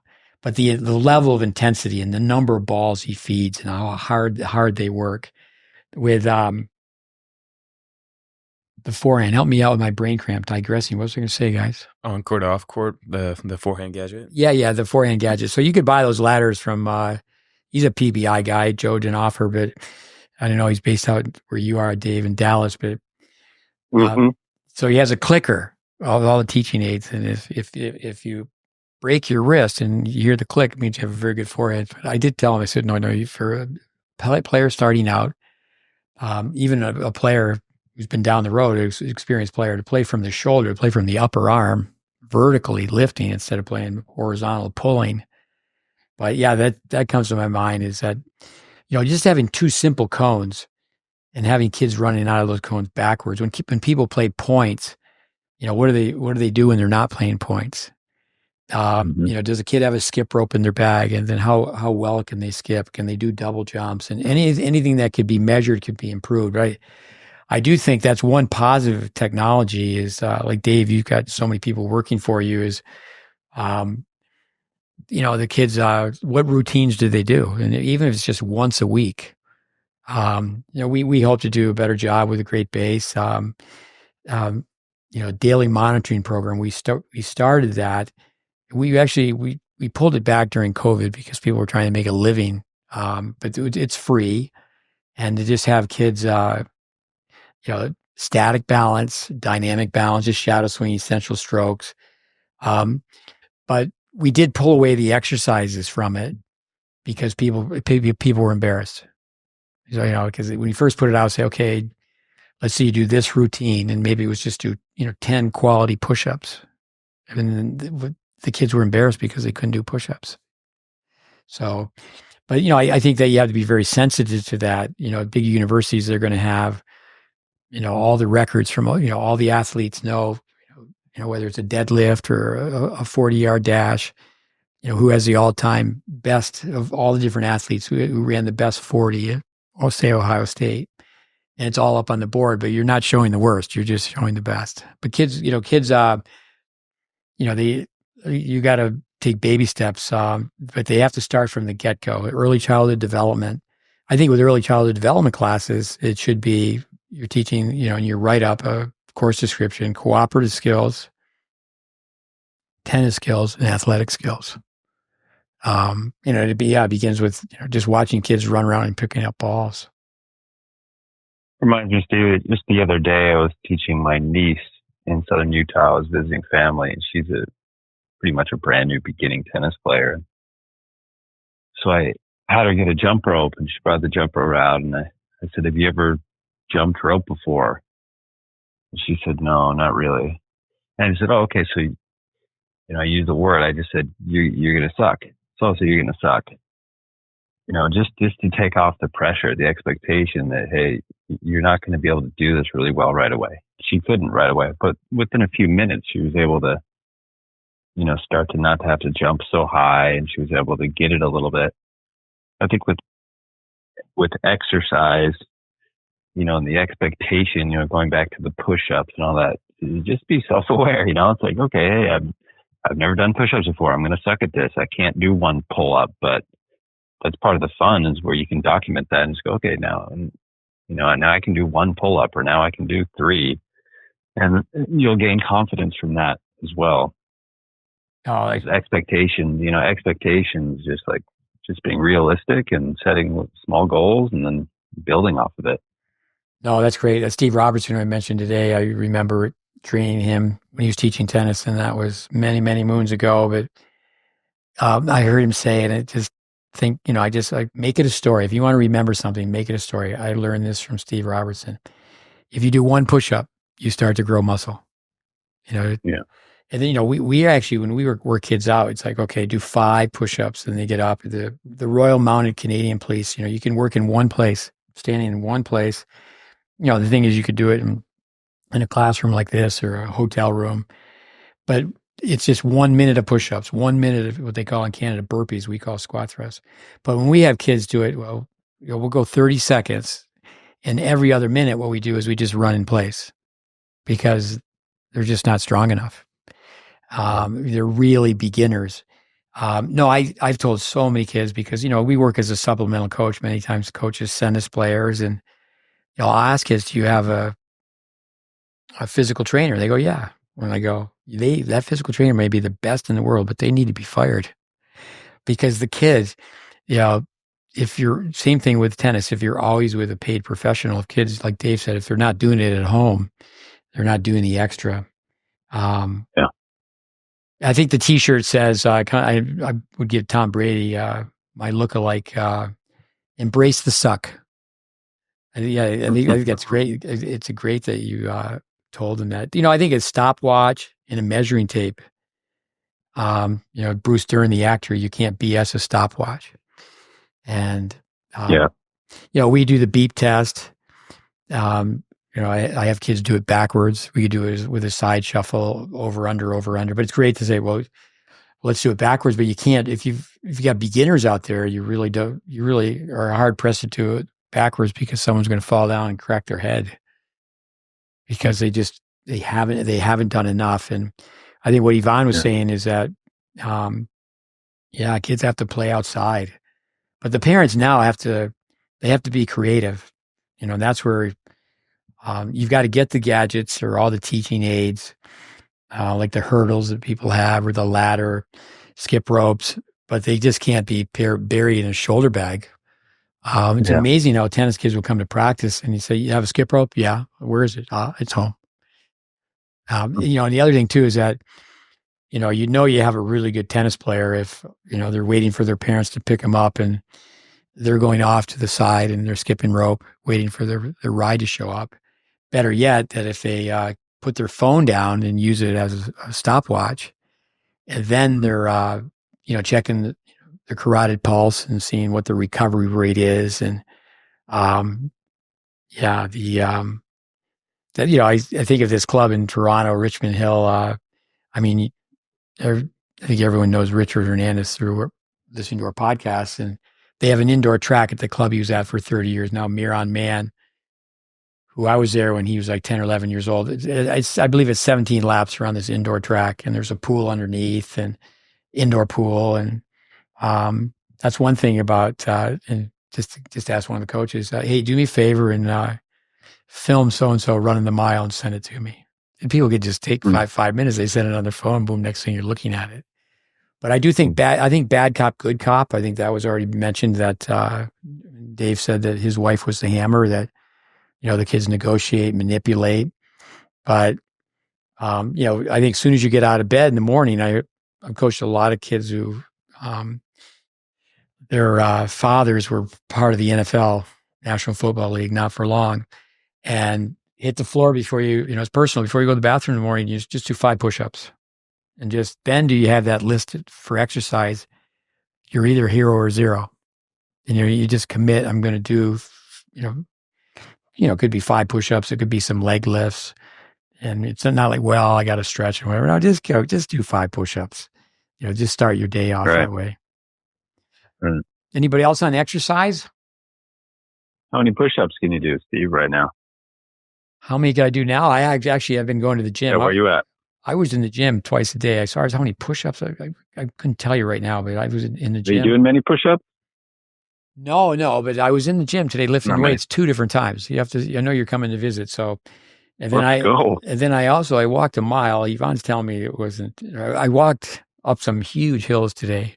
And Yvonne said, well, I only think it's a mile. We'll have to measure it. I think it's at least 2, but. We're looking forward to getting out there. Beautiful place. JFK, John Fitzgerald Kennedy.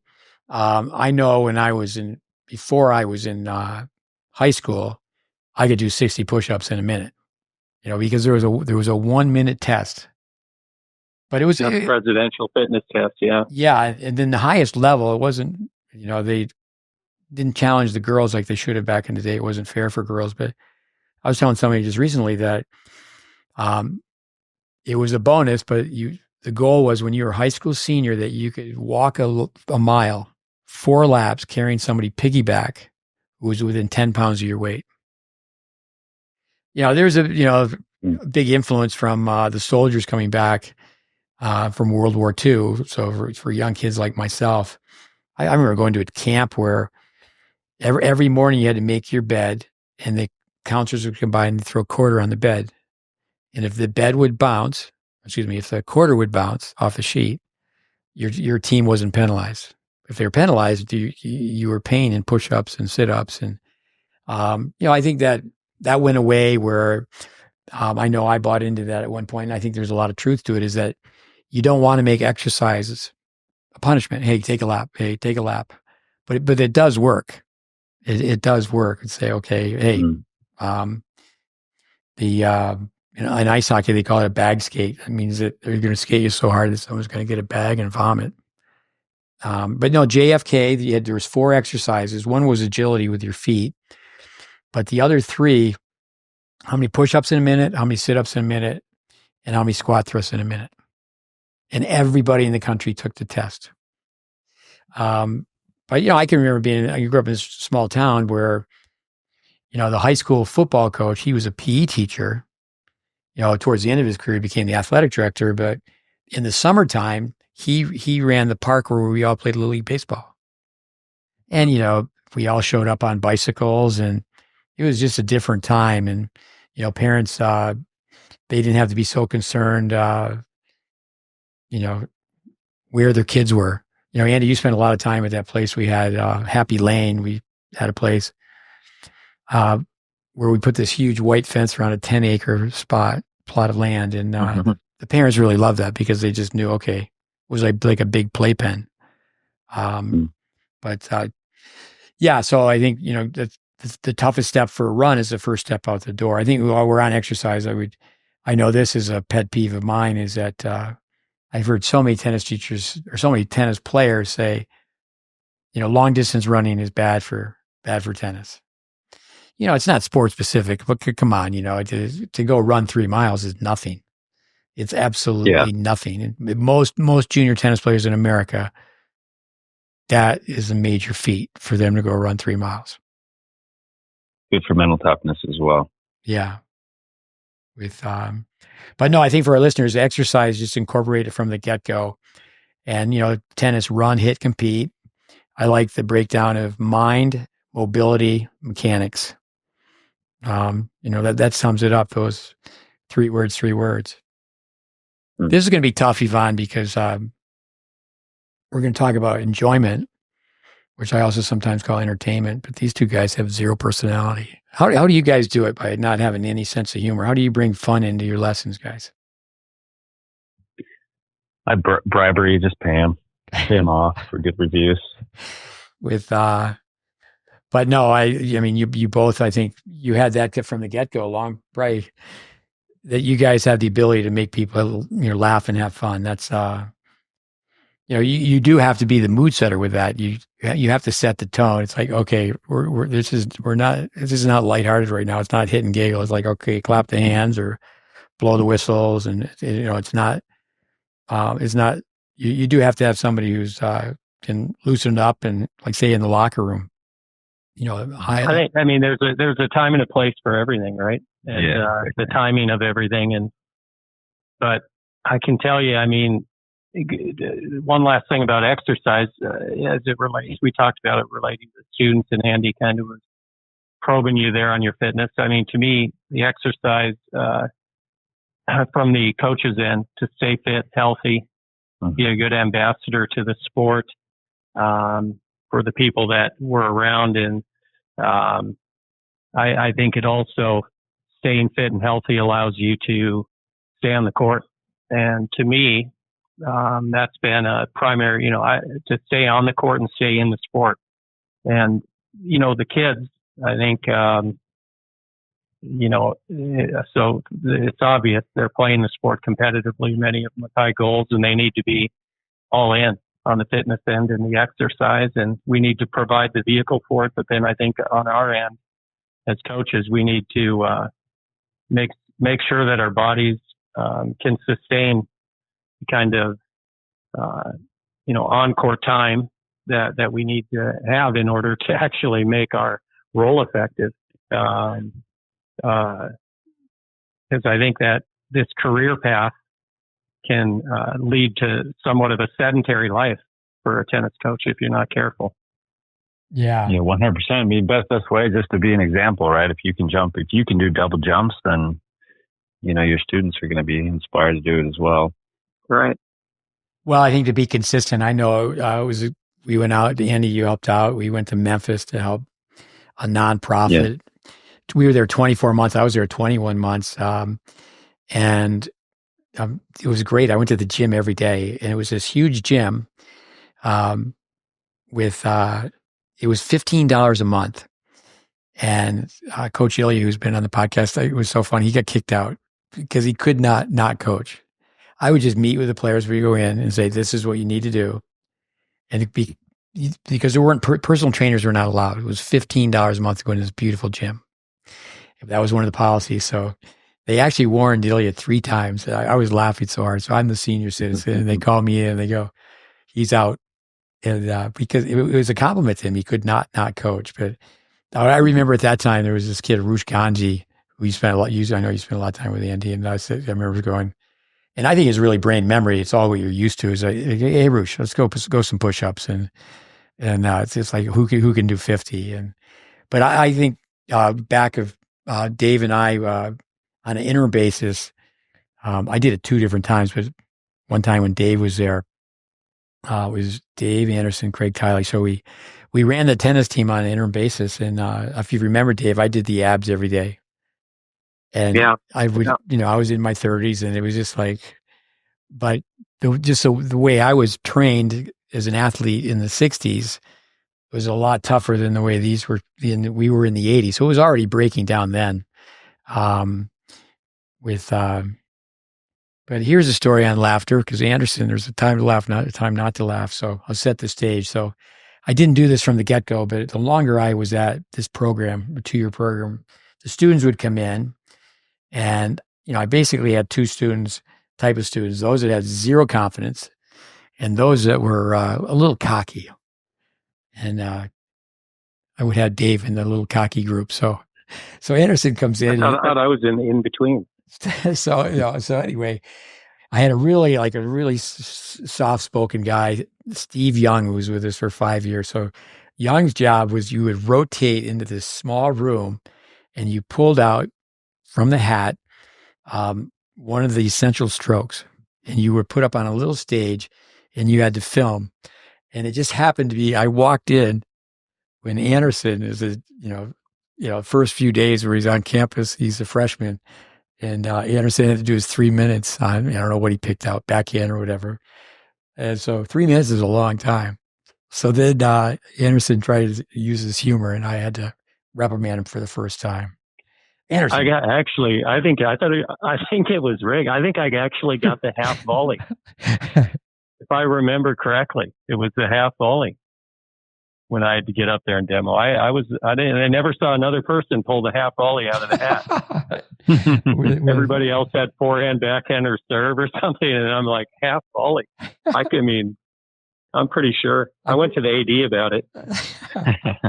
I could see. I tried to get Steve fired. But we recorded students, and it was. I mean, I would have been the same way. I mean, you're new to tennis teaching. Obviously, Dave came in and could already play, had a lot of experience in tennis, but it's kind of like racket back. Take your racket back, step, follow through, and in the end, you want to give as much information and then have them simplifying it, but to come back with some rhyme and reason. But no, I think about staffs. Dave, you've had a lot of staffs. Who do you have on your staff right now who can really bring the enjoyment to practice? Well, a young guy that kind of migrated more towards the adult end. There's two people that come to mind that are like Pied Pipers in that way. Gino Ranieri, he actually came with us when we came out to visit you in Tampa, and when you were at Hillsborough, and I think he was the littlest kid. If you remember, I brought like a 6-year-old and 7-year-old. He's coaching for you now. Yeah, he's a tremendous story. He quit tennis at 10. He disappeared. Never saw him again till October or November, his senior year. He came up and found me, and I hadn't seen him for a long time, and gave him a hug, and he said he wanted to play college tennis. And I said, what have you been doing for the last 7 years? He goes, playing football and basketball. And, he wouldn't mind me saying this. It's kind of public knowledge. He shares the stories, but it turned out his father had rolled over on the Gambinos. And so they went into, hiding, and eventually his father, they found him, not alive. And, so I connected with Gino, and I said, let me get your mom on the phone. And he immediately kind of went to online school, ended up playing college tennis at Collin College, and was a 2-time JUCO All-American there. And then went on to finish at Texas, A&M Texarkana, a smaller school. But the guy is just nonstop smile. And, he by far is, I would imagine he's the most popular coach of adults in the entire city. And every kid loves him too, but he really found his niche in that. And then Mary Poe, who you've met, the young girl, she's been with us 15 years almost. And, kids run to her court. She directs the whole early childhood program. And I mean, it's cool to see. And my grandson's a part of it. And, they literally, I watch them just sprint by my court that I'm on every day to run to the early childhood. And, she talks to them in a way that, she's kind of sarcastic. And, like Andy said, the word suck, she says it in their terms in a different way, but, she makes them laugh and learn. And at the end of the day, many of them have stayed with the sport and gone on to play collegiate tennis from her upbringing. Yeah, we have a podcast or two on brain typing. Up here at Wintergreen, there's a young coach, Ethan Matthews, and I have him as an ESFP, an entertainer. And so sometimes we'll say, okay, the ESFP, I'm a J, and so as a E and FJ, I have to remind myself, okay, these kids have to have some fun, and, I have lots of ways to pull that off, but because I'm always thinking about the kid down the road, I'm not so interested in making them happy now, because I know that this kid's going to be unhappy. This kid's going to leave the game unless he learns to hit the ball. But how people are wired, two people come to my mind. Mike Carter, he was a guest on the podcast. He recently was hanging out with us. I know, Dave, you were at Baylor the day before, but he came. And, he's just always smile on his face, always upbeat. I think, I have two boys who played tennis, and, if you have a staff where you had someone like a Mike Carter, but Freddie Foreman, Paul McDonald, longtime tennis coach who's now retired, spent most of his career in Chicago, is called Freddie Instant Party. And the movie Beetlejuice, I think Michael Keaton was the actor. Mm-hmm. This guy, Freddie, I mean, he was Beetlejuice before the movie was Beetlejuice, huh, Anderson? I mean, yeah, Freddie actually, he, to be honest with you, he patterned himself after Michael Keaton a little bit, because if you go back to, I think it might have been Michael Keaton's breakthrough movie, Night Shift, with Henry Winkler. He was a really funny character. And if you watch that movie, it is literally Freddie Foreman. He patterned himself after that. I mean, he just, every line, it's kind of like when, Connor was living with me, Steve, your son. I mean, it was dodgeball and Anchorman, right? I mean, that's all we did is Connor and I floated dodgeball and Anchorman. And, but that's, yeah, I think that Michael Keaton actually had a little bit of a influence on Fred. Actually, Anchorman, I remember one of your students, you sent him out to hang out with this for a long time, Gareth Ducray. Yeah. And he went to see Anchorman, and talk about someone begging. He went to see it on a Friday night, and all of us went on Saturday. And I came out of the movie Anchorman and go, didn't think it was that funny. But I know some people they just love that movie. I think the parents listening to the kids who want to go on and play college tennis, I have to stop and think. I'll write it down here in my scribble notes. Not in any order, but your kid's got to be good in the gym. Your kid's got to be good in the classroom. I guess I should say that first. They got to be good on the track. They got to be good on the tennis court. And they got to be good in the locker room. You hear that all of the time. I know Ty Tucker with my son Connor, that was a positive for Connor, is that, he could lighten up the room a little bit. Ty Tucker, he's a very funny guy too, but Ty has that, which I think is a great thing. I think all great coaches have instant hostility. They can handle it different ways. That doesn't mean that they're always picking up tables and throwing Gatorade jugs at their players, but why do one of you start with fun and fundamentals? What comes to your mind? Let's go with the old guy, Dave Anderson. What do you think of fun and fundamentals? I mean, I think they're intertwined. I think that you as a coach, the better handle you get on everything, I think you can blend them and make them partners rather than have them be separated. Like you were saying about physical fitness and viewing it where it's, because I grew up in that era too, right? Where it was, you did fitness for punishment. But sometimes when you mention stroke work or fundamental work, kids look at it like you're punishing them rather than, really rewarding them. And I think as coaches, we need to just be clever in how we go about it, because the two are really intertwined. And,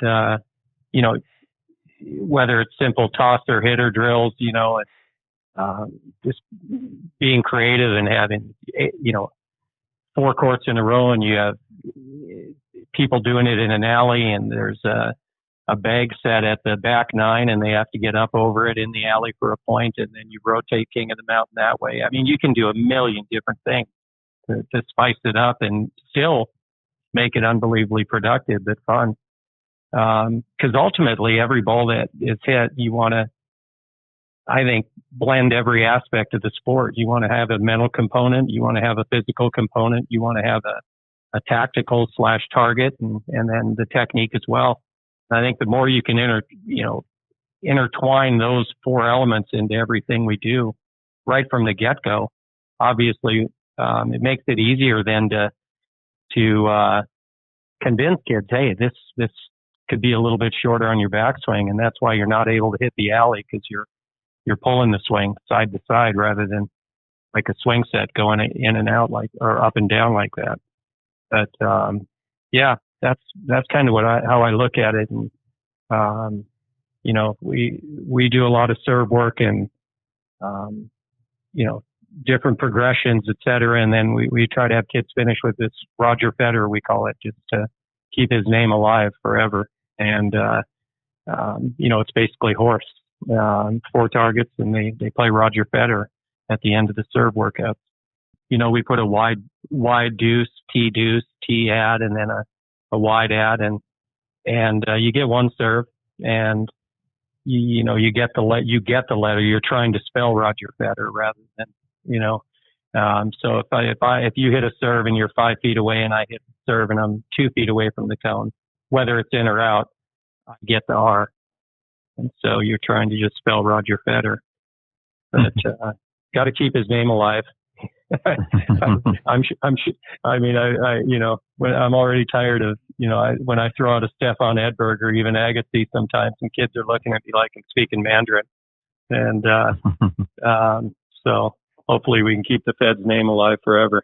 I know at your place, I don't know if you did it monthly, but you're always giving out T-shirts, whether it was the beginning of a new session or whatever. And it's a different, you know, a colorful T-shirt, but a different slogan.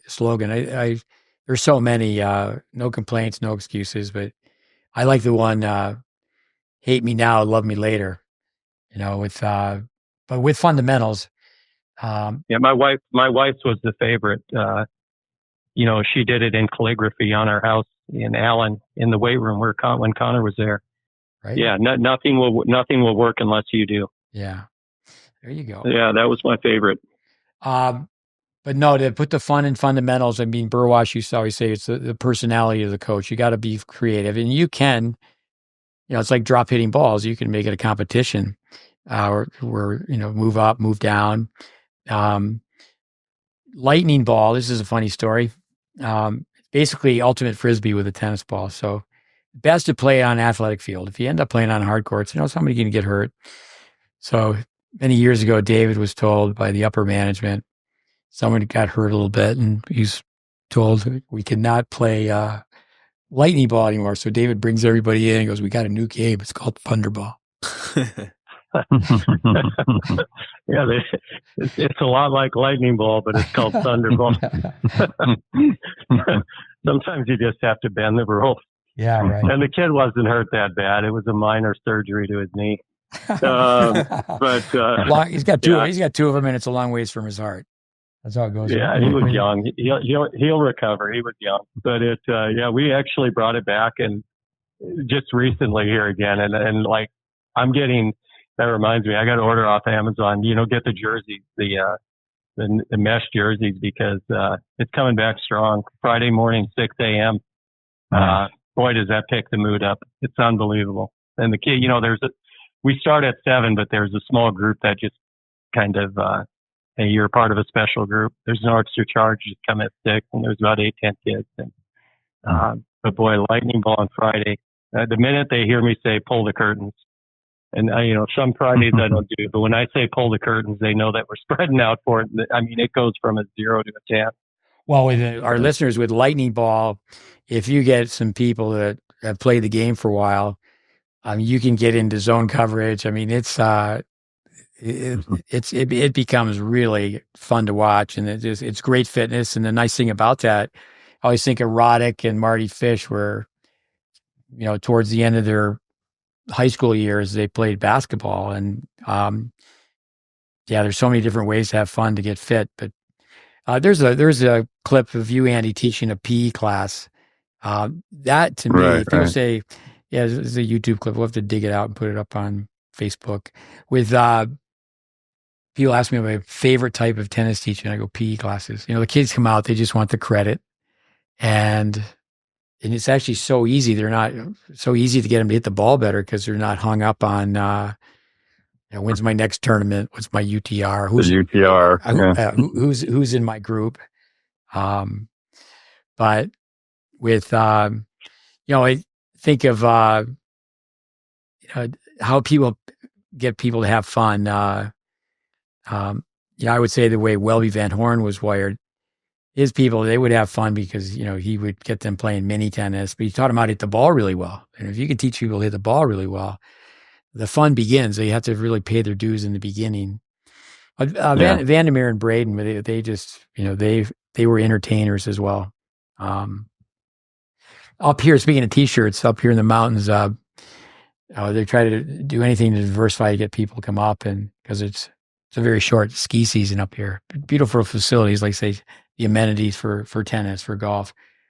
But there's a t-shirt, it's a hot seller up here. It's called Bigfoot. And then my son was a KO's here, and I said, I'll buy you one of these t-shirts. And the slogan on the back is really, really small. It says, I hate people. Because up here in the mountains, I mean, there's just no population. There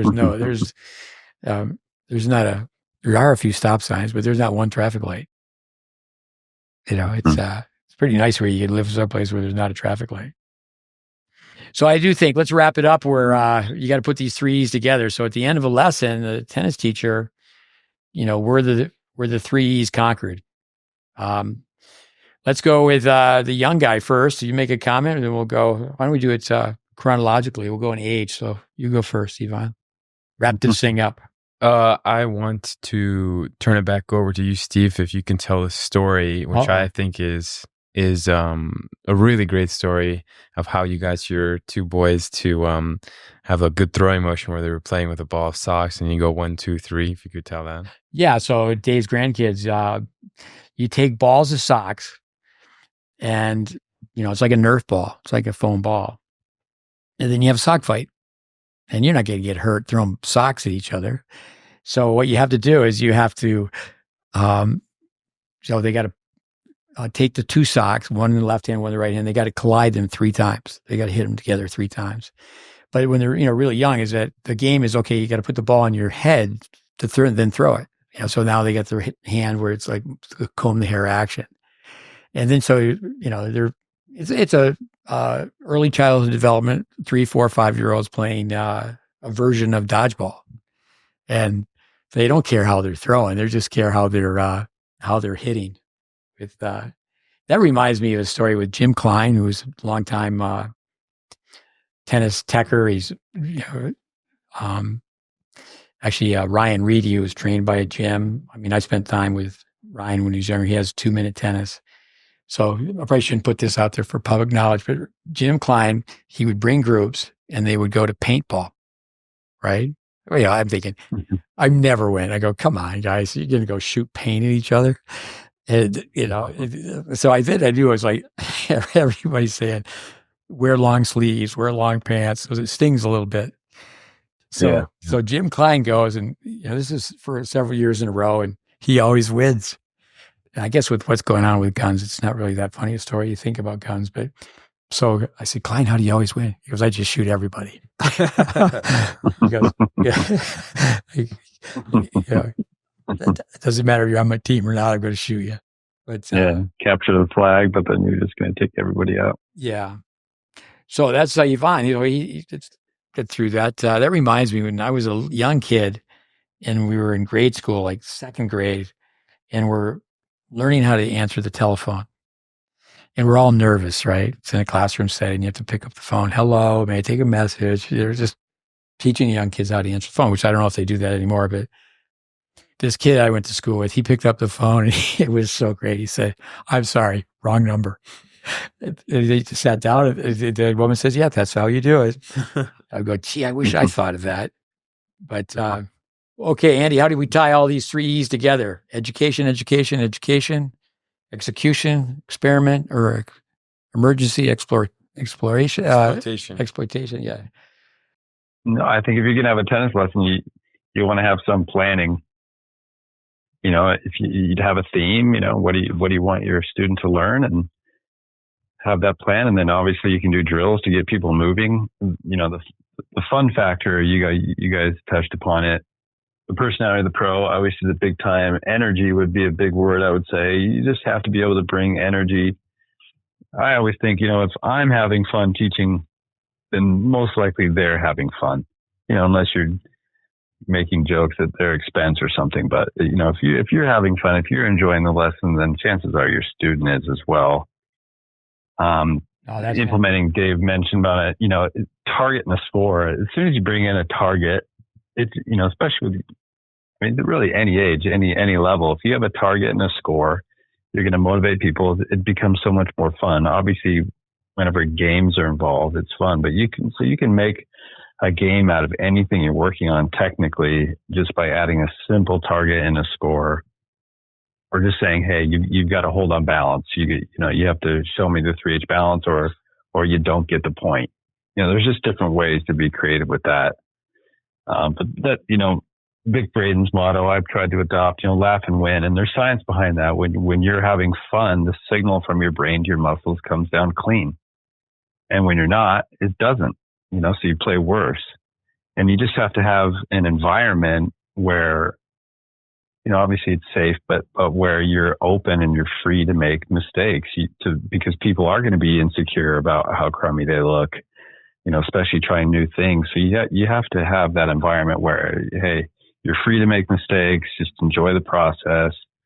And then, if you can just have fun learning along with them, I think it's gonna go well. But it does, obviously you can wing it a little bit if you've wung it, like we say, Steve. You can wing it if you've wung it.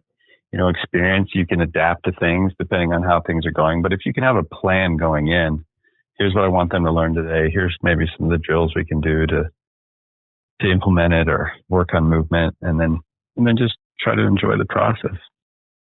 No, I appreciate that. A lot of pearls of wisdom there, but especially, I'm so glad you said that the teacher has to enjoy it. The teacher has to enjoy it. It's not just another lesson. You can't be looking at your watch. Like Braden used to say. Right. Braden used to say, "Can you get your students to play better, faster, sooner?" Now we do those pre-post videos. Somebody could be here for 3 days, and we film them. And we always say the operation was a success, but the patient may die. I know my son Connor. He saw just literally in over so many years, hundreds of people come in, and he would say, "It's a little bit more to it than that." Now that you have pretty strokes, you're going to have to be a practice animal. But I do think psychic income for the tennis teacher, you got to be pumped to get your kids to get the opportunity. It's such a privilege to be a teacher, the opportunity to get someone to play better. Laugh and win. I'm glad you said that. Andy Fitzel. Let's go to Davey Anderson, Minot, North Dakota. Closing comment. How do you put the big 3 E's together? Yeah, Andy hit on a lot of the things, actually. I really liked his answer, so I'm going to say that I was going to say a lot of those same things, even though I wasn't. But his sounded really good. But it really is. He did hit so many key points in there, and I think that you got to know your audience, and you got to know your audience and what you can do and cannot do in order to be effective. And I think that's so important. I think the 2 stories that, when we talked about doing this topic, Steve, and one, a player, Sasha Ermakov, who was a young boy that went through our program here and ended up playing at Harvard. And he was highly intelligent, obviously not just because of Harvard, but I think he tested off the charts in his IQ test. And he was probably 16, 17, and we had totally different personalities. I'd, say something that I thought was funny, and I'd look at him and he was looking at me as though I had something hanging out of my nose but one day I was, my volcano had erupted, and I called everybody in, and I gave what I thought was just, I was surprised ESPN 8 didn't come and film my speech to the kids that day, because I thought it was the greatest motivational tennis speech in the world. And after about 45 minutes, I think, of ranting, I looked around and I said something, and then I asked Sasha, I said, "What'd you take out of that?" And he goes, in his very blank face, totally serious, he said, "I have no idea what you're even talking about." He goes, "That was the longest speech I've ever heard, and you lost me after a few minutes." And he said it with all due respect. It wasn't, he just had this blank way of communicating. It was so sterile. And so I was, this was quite some time ago, and I'm a little more composed now. Immediately, what I did, my volcano erupted 1,000 times worse than I had the kids run. And they exercised that day to the point where they were puking. So I failed that day. If you could look at it like I totally failed that day. The other time was when I was, helping Steve at Tennis Tech, and I don't know what the term was, staff member, whatever, student teacher, whatever it was.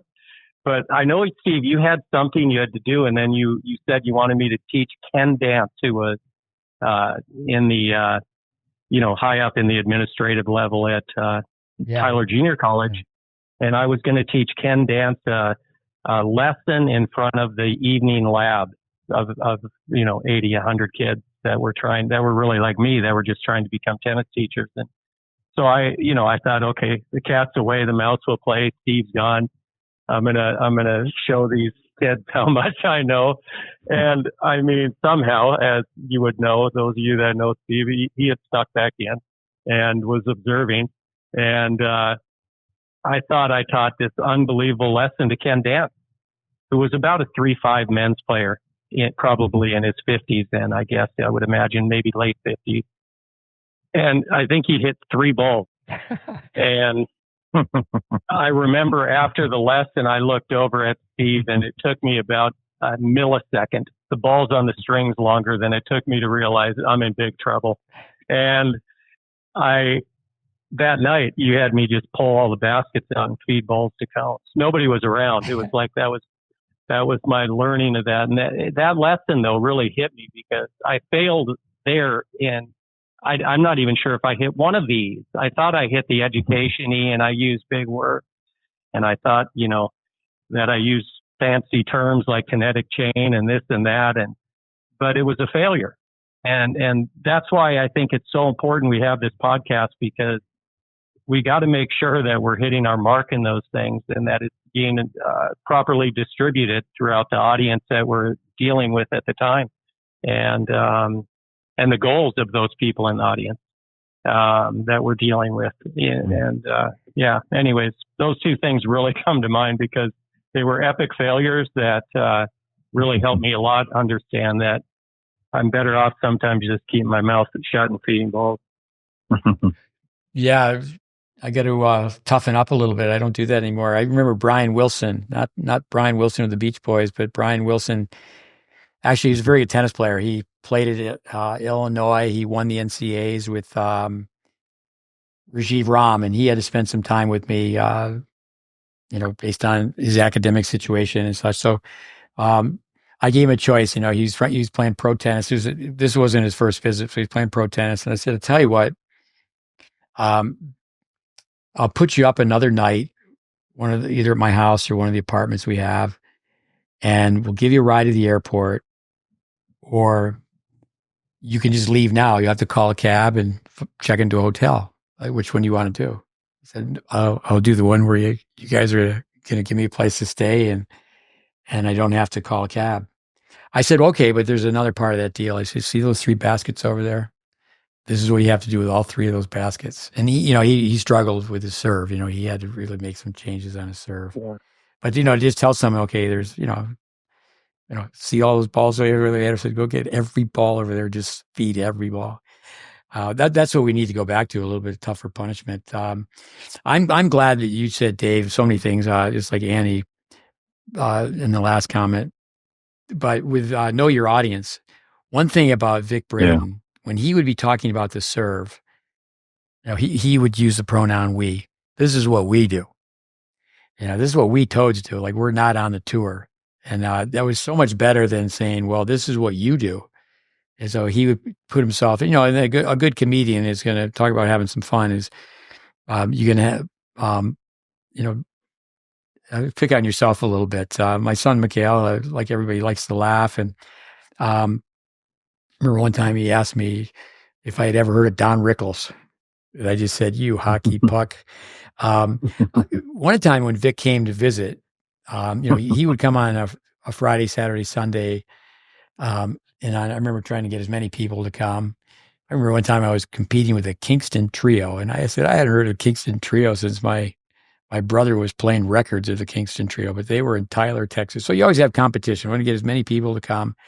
And, I had if you've ever hit a golf ball, we had this little post. I don't know, we had posters made. If you ever hit a golf ball, if you like sports, actually, if you like to laugh, and I just remember saying, Vic, there's not just tennis people in the audience, and he could cover the whole gamut. But I remember him asking for a copy of the poster because he just said, people don't include from his motto, like you said, Andy, laugh and win.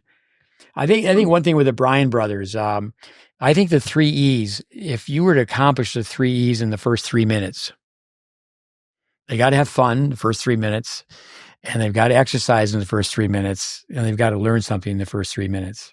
I mean, it doesn't have to be grip, swing, body. It can be, okay, we're just going to, very quickly go nose to nose and pretend we're playing defense on basketball. And then it's like, okay, we're going to toss balls very quickly back and forth to one another. And, do that very fast. But Mark Bay, who was on our podcast, I learned this from Mark because I'd watched the Bryan brothers practice many times, but he got connected with the Bryan brothers. I remember he was coaching Jeff Lasky and some others that were the same age. And then, he's been really lifelong friends with Wayne Bryan and the two twins. But when the Bryan brothers go on the court, a lot of it is Wayne says it's drills from Nastasi and Tiriac, the Romanian doubles drills. But they run on the court and they have a couple of drills that they do, very basic, in the service box, rallying, service line to service line. And then one player comes in, it's up at the net, hitting the other player's service line. This could be certainly paraphrasing or ballparking it. So then the other player moves back to the service line. The brother comes up, the twin, and he's hitting volleys. And the next thing you know, they're both hitting volleys. And they try to hit 500 balls as fast as they can. So we say, okay, let's do this. 3 minutes, get a partner. And, you always want to have quality, but there has to be quality with quantity. But I do think, trying to do the first, accomplish those 3 right away. But no, guys, I think it's a great idea to take a topic. We talked about, the Brady Bunch. I know Yvonne's too young to know that TV show where they would show the family of 4 and the other family of 4, and then they were family of 8 or however that went. But, Yvonne, we don't want to be vain, but we've really thought about and think that we were going to do it, but you two guys are not good looking enough. So what do you think, Yvonne? No, but seriously, we should do that. We're, look at that. We're going to have a podcast on podcasts, and that Sam Query, Andres Barbosa is saying that he is, and that they have a new podcast called Nothing Major, and Andres Barbosa is saying that he's mad at tennis media that the guy played his whole career, and now he's just finding out that the guy is so funny. But that's what they do. Is I think it's a little bit better when it's done that way. But I know, Andy, you could connect with Yvonne. You guys could talk about that. But thank you so much for the time, guys. I hope we've helped some people out. Thank you. Podcast 222, right, Yvonne, in the books? 222. Thank you, everybody. 222. Thanks for listening. Can you believe that, Andy? You started this thing, 222 podcasts. Oh, my word. Way to go, Andy. All fun. All fun and games. Andy's going back to Europe. And I said, Fitzel, what about the podcast? His wife, Got to keep doing it. Wife going back to be with the elderly parents. And he goes, you got to keep doing it. I said, well, how often? Every week. And we've been doing it, Fitzel. But no, Andy, Dave, everybody, Yvonne, everyone, listeners, thank you so much. Get some rest. Tell your visiting wife that I know you're on the road doing a project, but tell her that we appreciate her sacrificing. Actually, it's probably really nice that she got away from you for a couple hours. I'll do it. Actually, I'll send you a photo. She was doing some ab work here. You'll laugh because you mentioned that kids can't lift their legs off the ground, and she was sitting here in like a V-shaped pike. She's a machine. So I'll send you that. Yeah, those contests, like let's do the Iron V. Let's do the plank. And you can make anything a competition. Now, I think Dave Anderson one time I won it. You won the feeding tournament. Not that you didn't win the Iron V. I won the feeding tournament. I won the Iron V over David Spearman, and then I won that whoever could run up the hill to the upper court the most. I won all 3 of those. I'm surprised you haven't brought that up. I kind of hurt, but I'll get over it. I just remember you winning the feeding tournament. I remember that. You were Call him up. You were the best dressed in the Halloween. Yeah, we don't want to ever show that picture. If we do go to the Brady Bunch thing, we don't ever want to show that picture on TV. the Hollywood. I have that. I have that on film. Yeah. I don't have you talking about the half volley. I think it was the backhand, and you were done in 30 seconds. Started cracking jokes. I like to keep it simple. I knew my audience. 222. There you go. Wasn't there a TV show? Room 222. Room 222. There was, yeah. Starring, I watched it many times. I can't remember. Gabe Kaplan, right? It might have been Gabe Kaplan. Wasn't that the one that Vinnie Barbarino was in? No, John that was Travolta? Welcome Back, Kotter. Welcome Back, Kotter. Welcome Back, Kotter. 222 was a girl that was the star of it. I'm going to find it out and I'll get back to everybody. But I'm going to IMDb it right when we hang up, believe me. All right. Adios. Thanks again, everybody. Listeners as well. Boy, thanks. Good night. Yeah, have a great night. Bye-bye. Auf Wiedersehen.